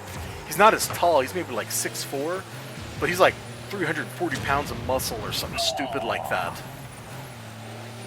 Like, this dude looks like he should just, like, break the world. They got Dustin Rhodes, too. So, who gets a little love sometimes, which is kind of nice. God, He's way better when he's not Gold Dust. I'll say that. Or what was his character in WCW that was basically like Gold Dust but black and white? Who was like a pedophile stalker? Like, it was weird, okay? Even by wrestling standards, that was like weird and uncomfortable. And trust me, I'm saying, you know, by wrestling standards, which includes like Dustin Rhodes playing, you know, Gold Dust, who is vaguely gay, but not really.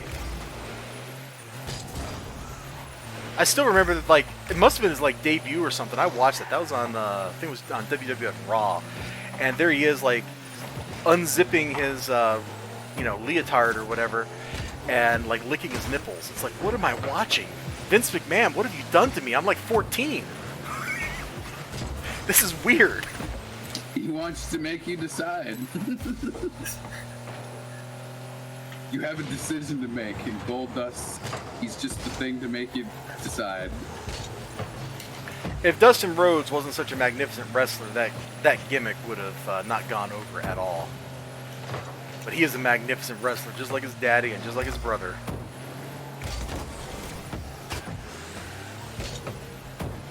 Well, I guess half-brother, since him and Cody have different mothers, but still.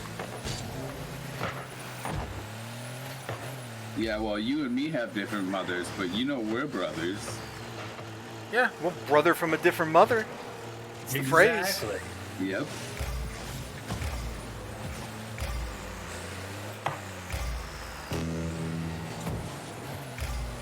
Anyway, it was a pretty good pay-per-view. I don't know that I would actually recommend somebody who's not super into it pay for it, because I'm sure it's like, I don't actually remember what it cost, but it was probably too much money for 3 hours of entertainment. I gotta throw out there that Ninja got the turtle goal. Yeah, he did. He was upside down too. He got a turtle goal, and it was a double tap. And making me jealous. That was a great goal. You guys watch anything cool lately? Like, what are you doing for entertainment? Gosh. I just got in the mail the Blu-ray copy of Metallica's S&M 2 concert. Ah.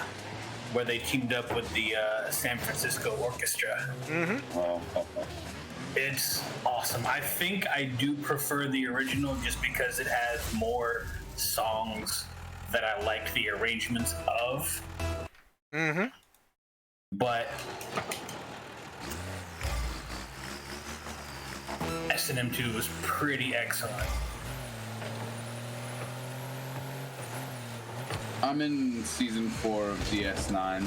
I've been pretty casual with it. Nice. But it's finally started to pick up. I'm like, yes, everything I've wanted from this series is starting to happen. Let's go. And DS9 was solid.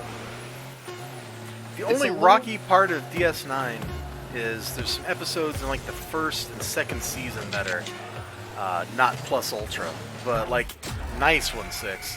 But after that, it really starts picking up. By the time you get to the actual Dominion War, it's like, wow, this is amazing. Yeah, although honestly, I think probably the last sci-fi series that I got super hyped for was Babylon 5. I mean, that's just contemporary with Deep Space Nine. Yeah. I think I prefer Babylon 5 to Deep Space. That's because you are a man of excellent taste. It's because Babylon 5 had the first Marcus Cole. That's also because Babylon 5 is almost a perfect TV show. It's so good. I don't remember it. I know I've watched like a handful of episodes at least, but that I'm doesn't. sitting here No, like, no. If you haven't watched like the first 4 seasons in the correct order, the chronological order, then you haven't watched Babylon 5. Yeah, it's a product of its time as far as the effects go, but the writing is stellar. I loved all of the characters. Honestly, the only effect that really bothered me is like the PPG shots. Like the actual like ship battles and stuff. It's kind of like, yeah, this is fine. Yeah, well, it was good for the time, but it will not have aged well, I think. Yeah, and it's the original Neo Tokyo too, did you? Not the wussified version. A great show. We will never ever see an HD version of it though, which is a shame. Because we can't. Because some executive at Warner Brothers hates that show. I thought the all of the original stuff was lost. All we have left was the stuff that was put for the regular format on the VHS tapes and such. Yes, all the renders were lost because an executive at Warner Brothers hates that show. Like, it's very deliberate. There's some dude there, or was 20 years ago, who did not like that show. That's so crazy. And so rather than being like, we can put this on VHS tapes and make a lot of money and then remaster it and sell it over and over again, he's just like, I hate this show. We need to reclaim that disc space. I'm sorry, that doesn't make sense. When you're that big, it's better to not save the disk space. Like, literally, you have a huge intellectual property that literally could make you a ton of money, and you're just like, nah, I don't really want this. Well, Babylon 5 was never a huge IP, sadly. It would be now if they rebooted properly. Oh, don't ever reboot that show. No. There's too many. Those characters cannot be played by other people. If you give me a Jakar and you have not resurrected Andreas Katsoulis from the grave and given him a cigarette before every scene, I don't want to see it. If you give me a Londo Malari, who is not played by Peter Jurassic, who is still alive, I believe, I don't want to see it. I just don't want to see it. Malari was so good. If you give me, I don't remember who played Veer Koto, but if you give me somebody that's not him, and I think he's dead now too. I think he died of like a heart attack or something. Like, it just won't work. There's too many characters. The characters you can actually replace is like the captain. So like the main character could be replaced. But we went through like 3 different captains anyway, so. Season 5, the lady doesn't count. Ninja Weasel, that pass.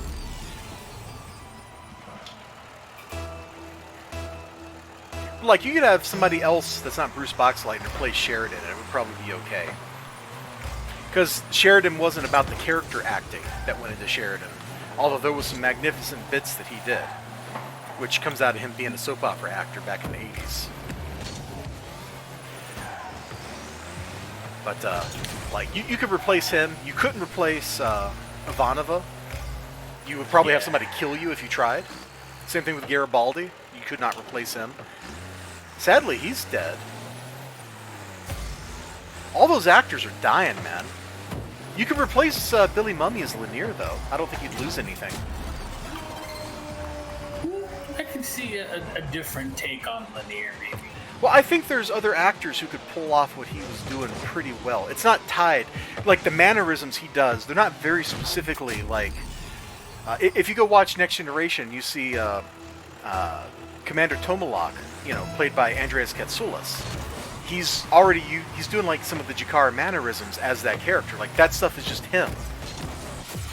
So if you take that away, those things like changes the character. Yeah, like the specific pattern of his speech and stuff. Nobody else could really pull that off. Lanier, I think you just need somebody who's got that very understated, humble kind of thing going on. You could probably pull that off with any of several actors these days. Not that I'm putting down anything that Billy Mumy did as that character, because it was all good. Do not ever put your hands on me in that fashion again. We may look like you, we may talk like you. We are not like you. Exactly. And then, of course, there's that time him just go from 0 to 60 back to 0 in that scene. I was like, oh, it's going to be that. And then, of course, Lanier the villain towards the end of the show.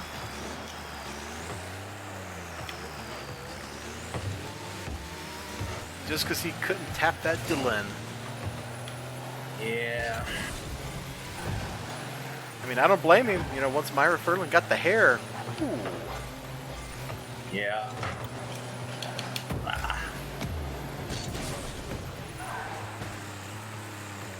Boy, that was such a good show. You should watch that sometime, Six. Do you have cable? Like, Yeah, I do. It comes on the weekends. What is that channel? It's like called Comet or something. You might, if you got a DVR and you have that channel, like, I highly recommend checking that out. Strangest feeling that I don't have a channel named Comet. It's like part of, not the basic package, but the one that's like one step up from that here. Yeah, see, we have the one step up, and they're treating us like we don't. You know, like, oh, it's supposed to be a sports package, even though there's, like, definitely other channels that they used to include, but now they don't. I gotcha.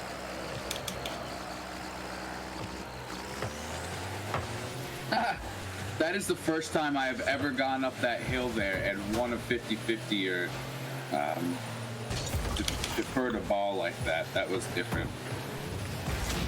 There's so much good stuff in that show. All the foreshadowing pays off. Oh, man. Except maybe some of the stuff around the first captain, but I don't think we can blame anybody for any of that. Like, that is just an unfortunate situation in his life, and I feel so bad. That had to be hell on him. I don't actually remember what went down with that. He was schizophrenic. And he's playing a character who's missing memories and stuff. Like, Oof. yeah. So it was like bad for him, and that made it bad on everybody else because he would get very upset and things.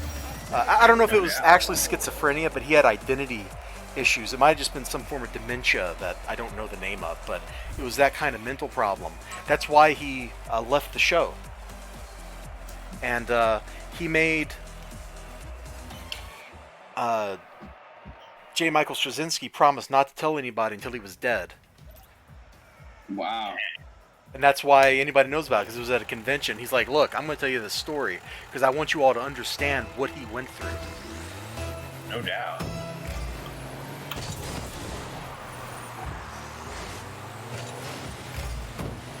So, like, the fact that some of his characters' foreshadowing didn't pay off and was just, like, hinted at instead of being shown, like, I don't think anybody can be mad at that.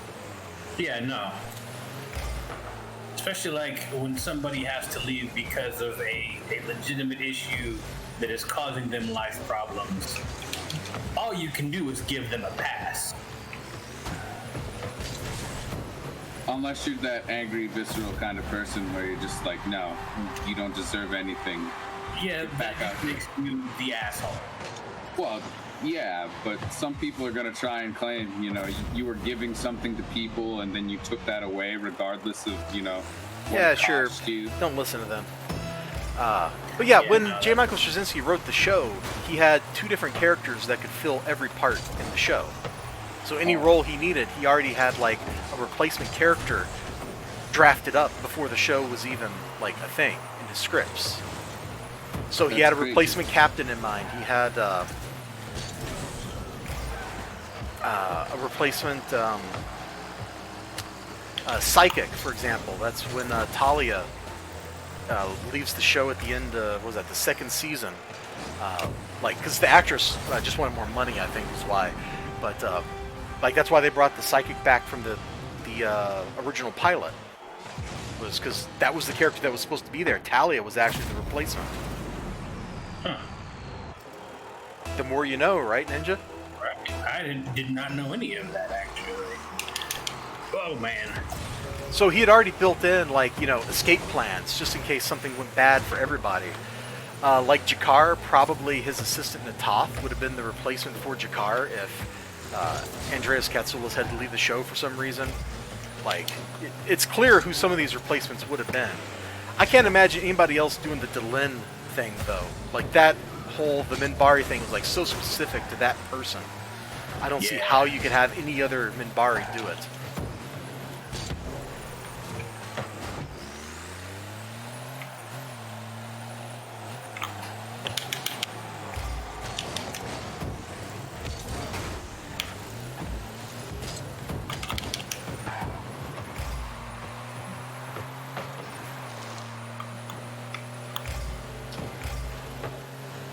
great show.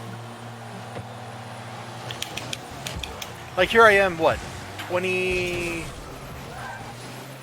25. years after it ended, because it ended in 99, Yeah. and there's still so much there I could talk about.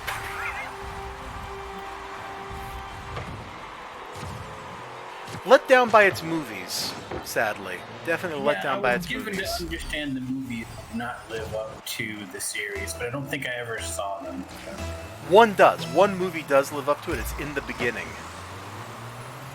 And basically, not even the whole movie, just the part that Londo's narrating at the beginning. Oh, if you haven't watched that, that's on YouTube, man. And it is spectacular. He's just talking about the humans fighting.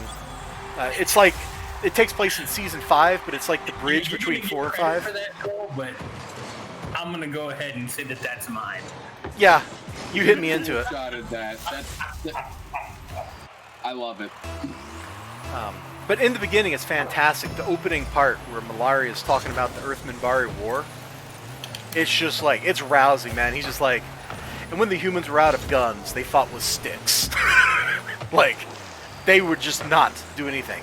They would kiss their loved ones goodbye and go out and die, you know.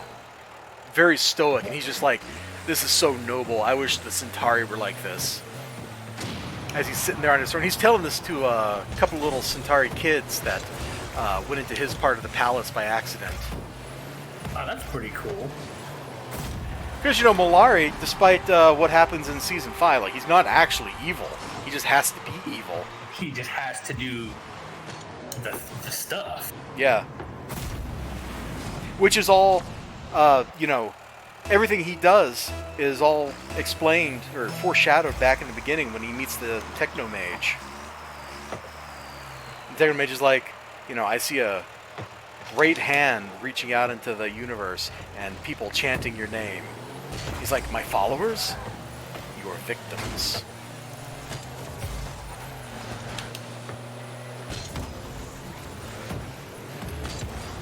And you should probably skip watching Crusade. Ugh. That was almost a good show.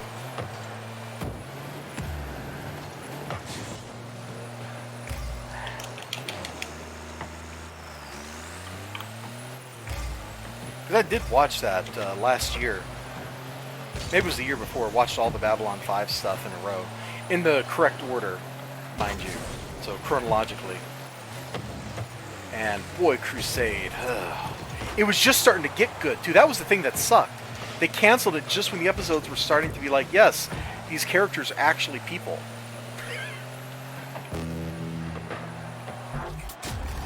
And the captain in that show, I forget what his name is, he had this weird alien artifact. It was like a monkey's paw. It would tell you things. But half of them were lies. Did I lose everybody? No, that just makes me want to murder monkey paws. Like, stop lying to me. I don't like liars. Well, I mean, a monkey paw will grant you a wish in the worst possible way.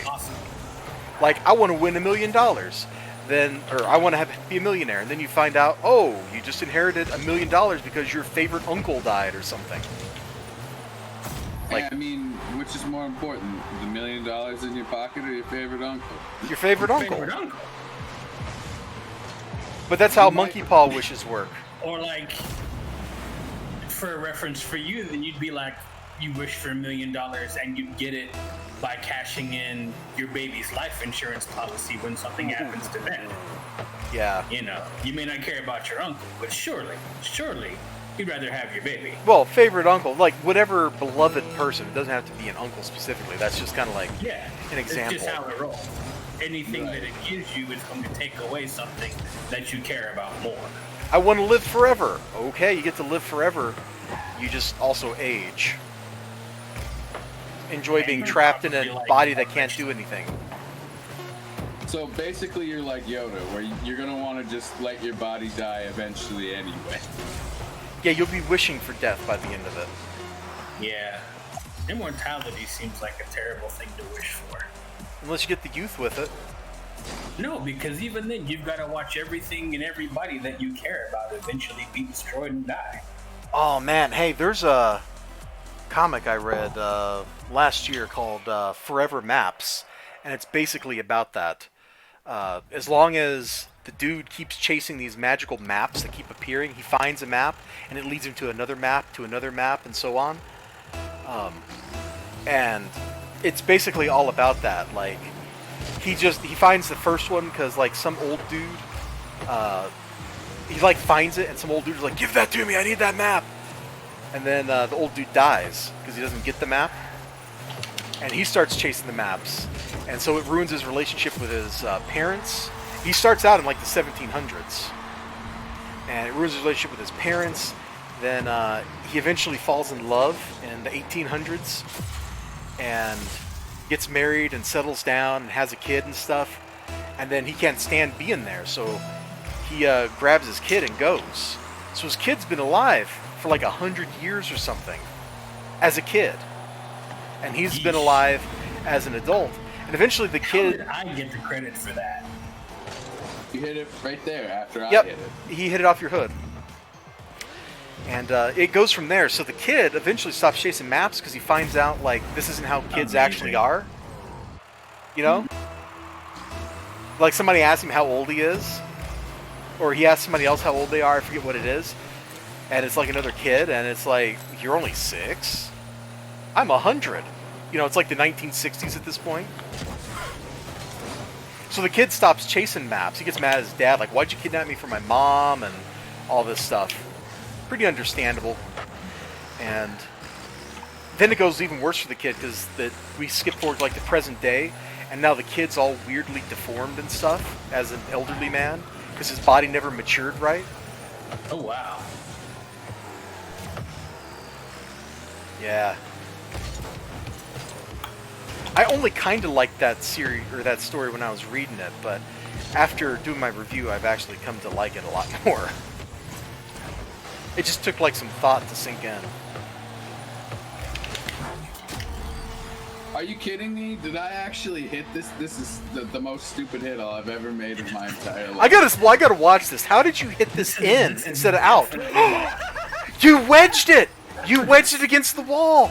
I dropped down from the top of the goal and just barely get this tiny wedge, and I'm just like, that's not a goal. That's not supposed to be a goal. I should have hit it out. That was definitely 3 monkeys being amorous with a football. As a sailor, he knows. You know, the things that happen in Tijuana are supposed to stay in Tijuana, Ninja Weasel. No, the Tijuana was the donkeys. The monkeys was in Southeast Asia. Ah, okay. Ugh. I'm just gonna pretend I didn't hear any of that. It's easier for me. Oh man, I read a news article. They rescued an orangutan from captivity in was it Thailand? I don't remember. It was a Southeast Asian country, and I don't remember for sure which one. No, it couldn't have been on the mainland. It had to be in one of the island countries. It's probably Indonesia. Anyway, it doesn't matter where. But they rescued this orangutan who had been turned into a prostitute. That was my reaction right there, the absolute silence. It sounds legit, about honestly. I gotta ask, was it male or female? Female. I need to know. Of course. No male orangutan prostitute. Of course it was a female. I'm sorry. I'm social commentating about our fellow men, but at the same time, I'm like, well, it's probably not their fault that they're programmed that way by, you know, their testosterone. It was an orangutan, 6. Preposterone. Yeah, but never mind. Anyway, moving on to happier, funner things. That was a great hit. No. It wasn't nice. It went in the goal. Chasing it just to make sure. It went in the goal. What more can you want to hit? A pass. Not a selfish, greedy goal. That's what I want. Oh, God. Oh, dear. Oh, no. Oh, Get nice. out of here.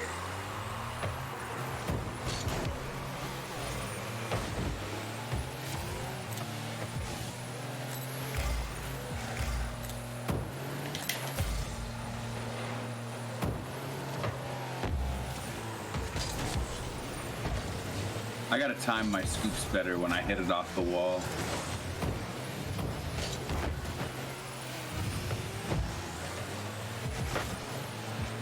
So, what you think about Final Fantasy VII Remake, Ninja? That's pretty neat. I was definitely very not hyped for it, but after watching you go through it, I have significantly revised my opinion. Yeah, I kind of expected it to just be kind of like okay and going through the motions, and instead it's a completely different experience. Not even the combat. Awesome. Not even combat. Everything about it is just like, yeah, this is cool. The combat is actually probably the weakest. I'm noticing that, like, Cloud does infinitely more damage than everybody else in your group. Just from what I've been watching. Barrett does very little. Tifa can totally rock out if I'm controlling her. And I start using her abilities to do overpower. Because that buffs her hand-to-hand attacks. And one of the reasons why Cloud does a lot more damage is when I'm fighting human enemies, he's got fire element on his weapon. So he gets a damage boost from that, yeah. Ooh! Ooh, that was slippery! That was spicy. Who was there? Who was I fighting for this? It was Ninja Weasel. I was like, he's right there going as fast as he can. But I'm just out. As long as one of us gets it, I'm a happy man. True, true. Honestly, I've been surprised with the remake in general. It looks like for the first time in a long time, a AAA title looks like the people who are making it actually love it. Yes, it is a labor of love. You can see that in the little things they do. Well, that, and they know that if they screw it up, the entire world will be at their doorstep, screaming for blood. Well, I think the entire world's already kind of at their doorstep doing that. Mm-hmm. But yeah, you're right. Like, I agree 100% with you. Still Why not do you... gonna call her Aerith, though. Hey, just because that's her Japanese name, the English name is Aerith. I mean, you call her what you want. It's like the whole Cecil thing, the whole Titus thing. I say both now, but I staunchly I have never heard Cecil's name pronounced as Cecil until somebody in the video game industry decided that's how it needed to be, and I was incredibly It's Cecil. angered. There's only one person in the world Cecil. who's Cecil, and that's Cecil B. DeMille. And it's not even spelled like that. Well, that's the thing. It's like if you had come up with this character and you couldn't tell people how it was pronounced, and then they pronounced it wrong before you could tell them how it was actually pronounced, you'd probably make your game over again just to tell them, you said it wrong. It doesn't matter. How the people are saying it is the correct pronunciation. Yeah, well, it's one of those things. Just because there's two pronunciations, does that mean one of them is wrong? No. Yes. It's like aluminum versus aluminium. There is only one correct answer. Okay, but then I'm going to use my example of Connecticut and Connecticut. It is spelled Connecticut, but everyone says it Connecticut, so that's a silent C. But why? How does that become a silent C? You don't just have a silent C. I don't know. I'm not a linguistics professor. Oh, did you saying Zidane versus Zidane? What? No. It's Zidane. Yeah. What is this Dan It's business? Zidane. Jean-Claude Van Zidane? I don't know. Get out of here with that. Van Zidane, that sounds way better. I wish that was my acting name. Have a monkey tail and pop up and do splits on people. Yes. I was being Ninja Weasel this time. I'm the security blanket, but it was good. You know, I'm trying to remember Final Fantasy IX's story, and I'm totally blanking on everything except the boss comes out of nowhere. Oh, my buddy Rai is here. Like, I'm surprised to see him. Oh yeah, right. This is my fault, because I was looking at the chat kills. Yeah, he hung out with us earlier today. It was awesome. Sup, my dude? And he loves spinning those mysterious channel points on highlighting his message. I'm down. Highlight those messages. I love it. Just wait until he complains you don't have enough point redemptions. Oh, he already did. It's actually a good complaint because he complained about that and I added new ones and people use them all the time. It's amazing.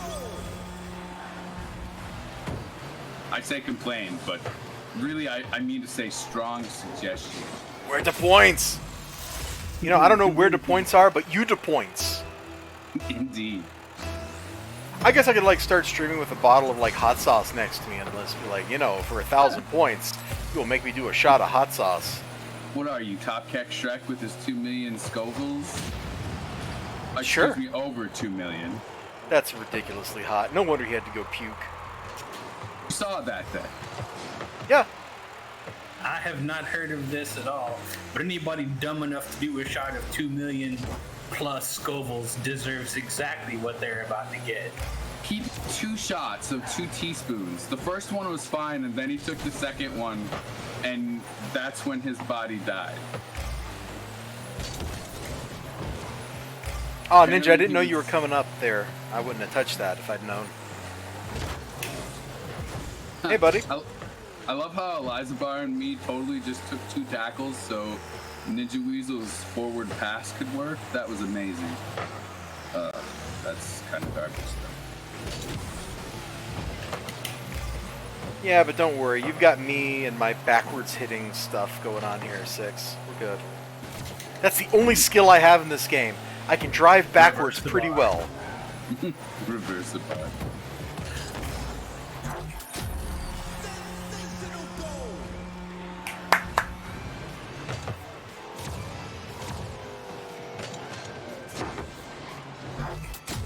Stay healthy, bot. You're just a meme now. What happened to stay hydrated, bot? I don't know. Haven't seen Stay Hydrated Bot. Stay healthy bot. Yeah, me either. He killed Hydrate bot and took his job. Must have. Oh, Ninja. You know Jim Ross, right? Wrestling commentator? Yeah. I bought some of his barbecue sauce. It's actually really good. Yeah? It's tangy, sweet, and not very smoky, which is that tends to be the way I like my barbecue. Like, I don't like big, heavy smoked Memphis barbecue stuff. So it was pretty good. See, I like a good smoke in my barbecue. There's a little bit of smoke, but not a lot. For me, it depends on what you're cooking. Like ribs. Yeah, that's fair.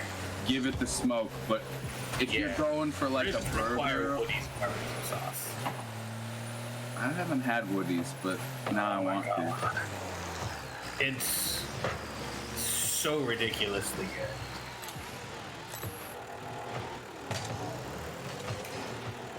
You did a Skyrim stream and you didn't crash, my dude. Nice. Hold on. Okay, you guys just scored. Let me click out here. Did I follow Raikoolan ever? Let me see. Should totally do that. He's been working on his mod pack for his Skyrim stream. There we go. Drop for the follow. literally like 3 weeks plus. Oh, I like, know. He was talking about that on my Like stream. 240 something mods. And then he was like, I trimmed it down to 160. My man. That's not as much of a trim as you think, but I mean, I'll grant you that's like a 1/3 reduction, but you know, however, a meaningful pause. Oh! still a I lot of didn't mods. jump soon enough. Yeah, that is a darn lot of mods. I was telling him, you know, maybe stream setting up the mod pack. Like, if it's so hard and it's keeping you from playing, like, share the experience with people. You know, something, anything. But he got it all figured out, so I'm happy for that. Hey, right on.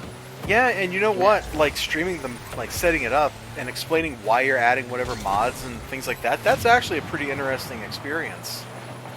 I know on YouTube, like, mod review things, like, seem to get gonzo numbers of views. Because for a lot of people, they can't afford new games, and what do they have but their old games that they're bored with? And here, let's go into an in-depth mod review. Do you need this for your life and your game? Yes. Well, of course, people are going to go bonkers for that. Oh, I am so grumpy that with Fallout 4, the Sim Settlements mod, because it doesn't work as seamlessly as it should. You still have to, like, go plan stuff out and all that. It's like, no, I literally want to like just put a building down that says zone this for residential or commercial. Like you put the Sim there, like it's supposed to be Sim City. Let's play it like that. Why am I like having to place down a marker that says to build this specific weird type of thing here? No, no, no, no, no.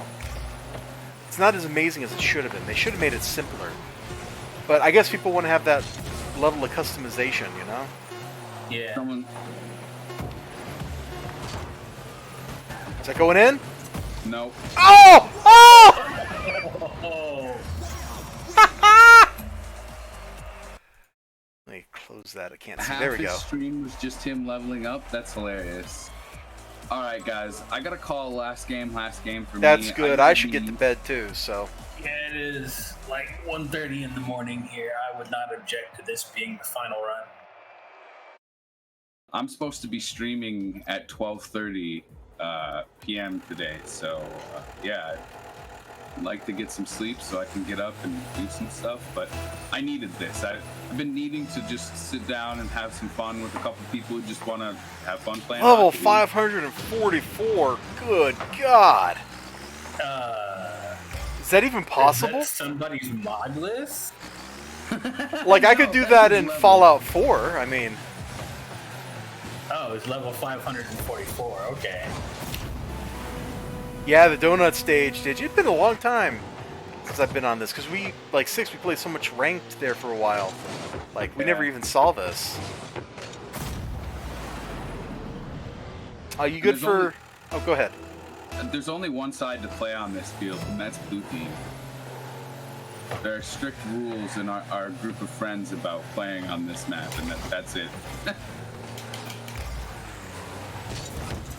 Actually, you know what? I don't think we've ever done this and been the orange team. Nope. Like actually. I didn't know there was a rule about that. It's just how deeply ingrained it is. Yeah. Ninja Weasel knows. Wow. Changing my life, guys. Changed your own life. We're just revealing how you've changed.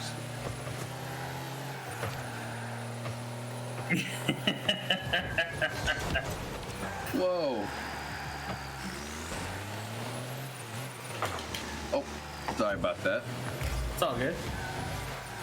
Oh, well, there you go.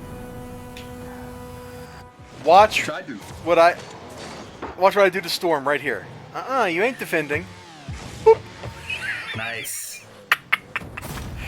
That's what I love about this stage, right there. I had to go catch up to Ninja Weasel after that one. I was like, dude, just let me be in your celebration with you. So, Six, you good for our regular thing tomorrow? Yeah. I said that in Discord already. But, I know I read that. Well, I'm pretty sure I read that already, but I just, since you're here, a little verbal confirmation. Well, we got to do something. I mean, the world needs more dominating. We got so weirdly unlucky with the rivalries forming. It's made that game a whole lot harder than it should have been. We're in a good place right now, though. Like, if I had to say, like, it's a good place to either, like, we've done everything we wanted to do for our first game, or to go to that next level of ridiculousness. So I'm pretty happy with how it turned out either way.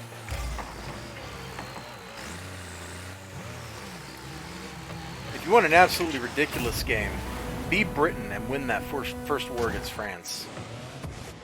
Once you do that, you're set for world conquest. One war. Yes, you put France under personal union, you're done. You don't need to do anything else for the rest of the game. You've just won. Everyone will wilt before you. Because you exploit the French army and their manpower pool. They will annex their vassals for you. Like, it's so good.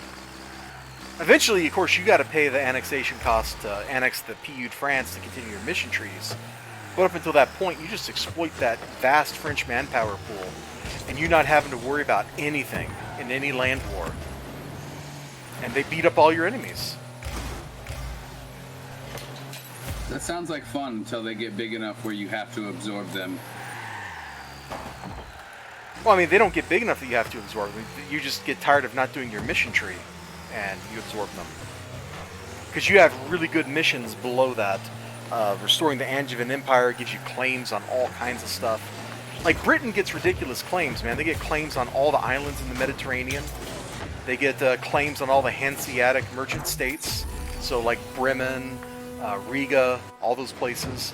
They get claims on Gibraltar. Like, I could go on. Britain just gets claims. They get claims on half of India that you get to exploit.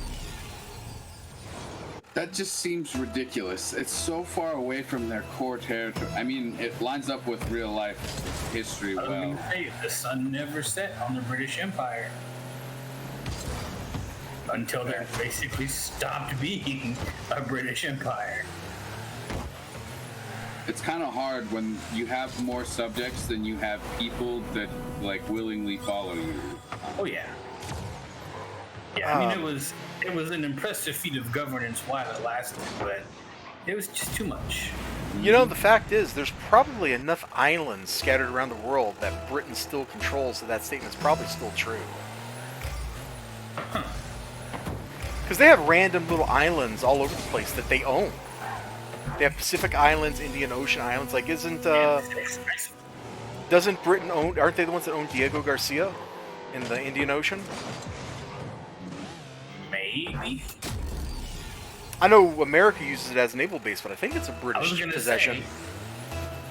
I thought Diego Garcia was American too. I mean, we do have a base there, but that doesn't necessarily mean we own it.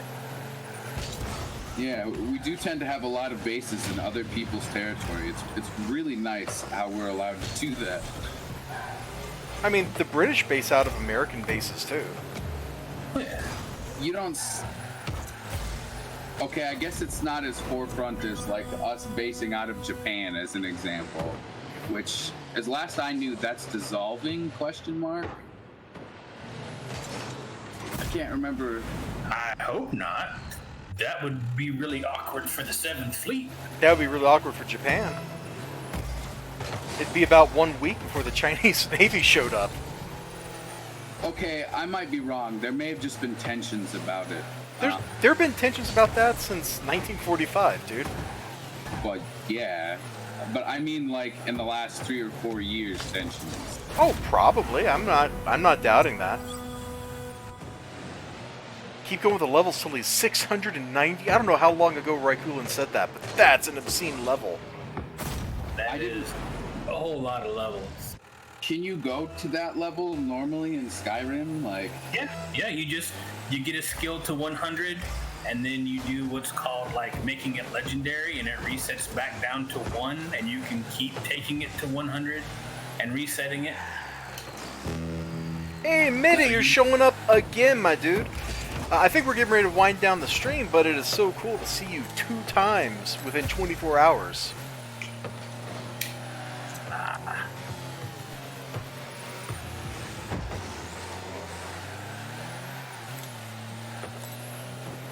Boy, a lot of cool people showed up tonight. I was expecting an audience of 0. Everybody love Rocket League. I mean, it got me out of the World War. I was laying in bed and I saw you were streaming Rocket League, and I was like, oh, okay. Yeah, I was like brushing my teeth, and suddenly in my brain I went, I want to play Rocket League. So I come back over here and I'm like, well, Six is probably busy, or you know, he's got the kid or whatever, and I don't want to like disturb him from his parental duties and all that. And I was like, Ninja, my dude, I know you bought this game literally to play it with me, and then we've never played hardly. You want to do something? And he's like, yeah, okay. And then here we are. Oh, baby. Ah! Oh, so close. The ball floated over a little more than I expected it to. Dag nabbit. Blame the passer. That was me. No, I should have stayed back a little further. I could have got that real easy. I had a blast, gentlemen. Thanks for letting me play. Absolutely. Absolutely. Nice to hang with you again. Hey, Definitely, we got to figure out dude. what's going on with your Discord, man, because you should be able to see like everything on the server, and the fact that you, well, not everything. There's like 2 channels maybe 3 that Yeah. you shouldn't be able to see because I got like an admin channel that nobody talks in because it's just like me and Digi. But like you should be able to see like the voice chat channel, and the fact that you can't baffles me. Absolutely baffles me, and I don't understand it. Well, and the thing that gets me is I'm looking here again, and it's not there. And I thought maybe, I've, taken one of your groups and minimized it, and it's not the case. I'm totally baffled. Never seen this before. Wait, you can't even see the talk to a machine channel? Talk to a machine. No, the talk to Yeah, a machine channel does that not should be right exist. under leveling up. Everybody should be able to see that channel. Let me look. Eliza Barbarians, read messages. Yeah, you should be able to see that. The fact that you can't is really weird. Oh, you should be able to send messages too. Last I knew I could. Just like Eliza Barbaria General isn't showing up right now. Like, I did don't you, understand what's going on there. That is You do have bizarre. a unique role attached to you because you didn't want to level up, but that just should affect what Me 6bot does. That shouldn't affect anything else. yeah, I'm really confused.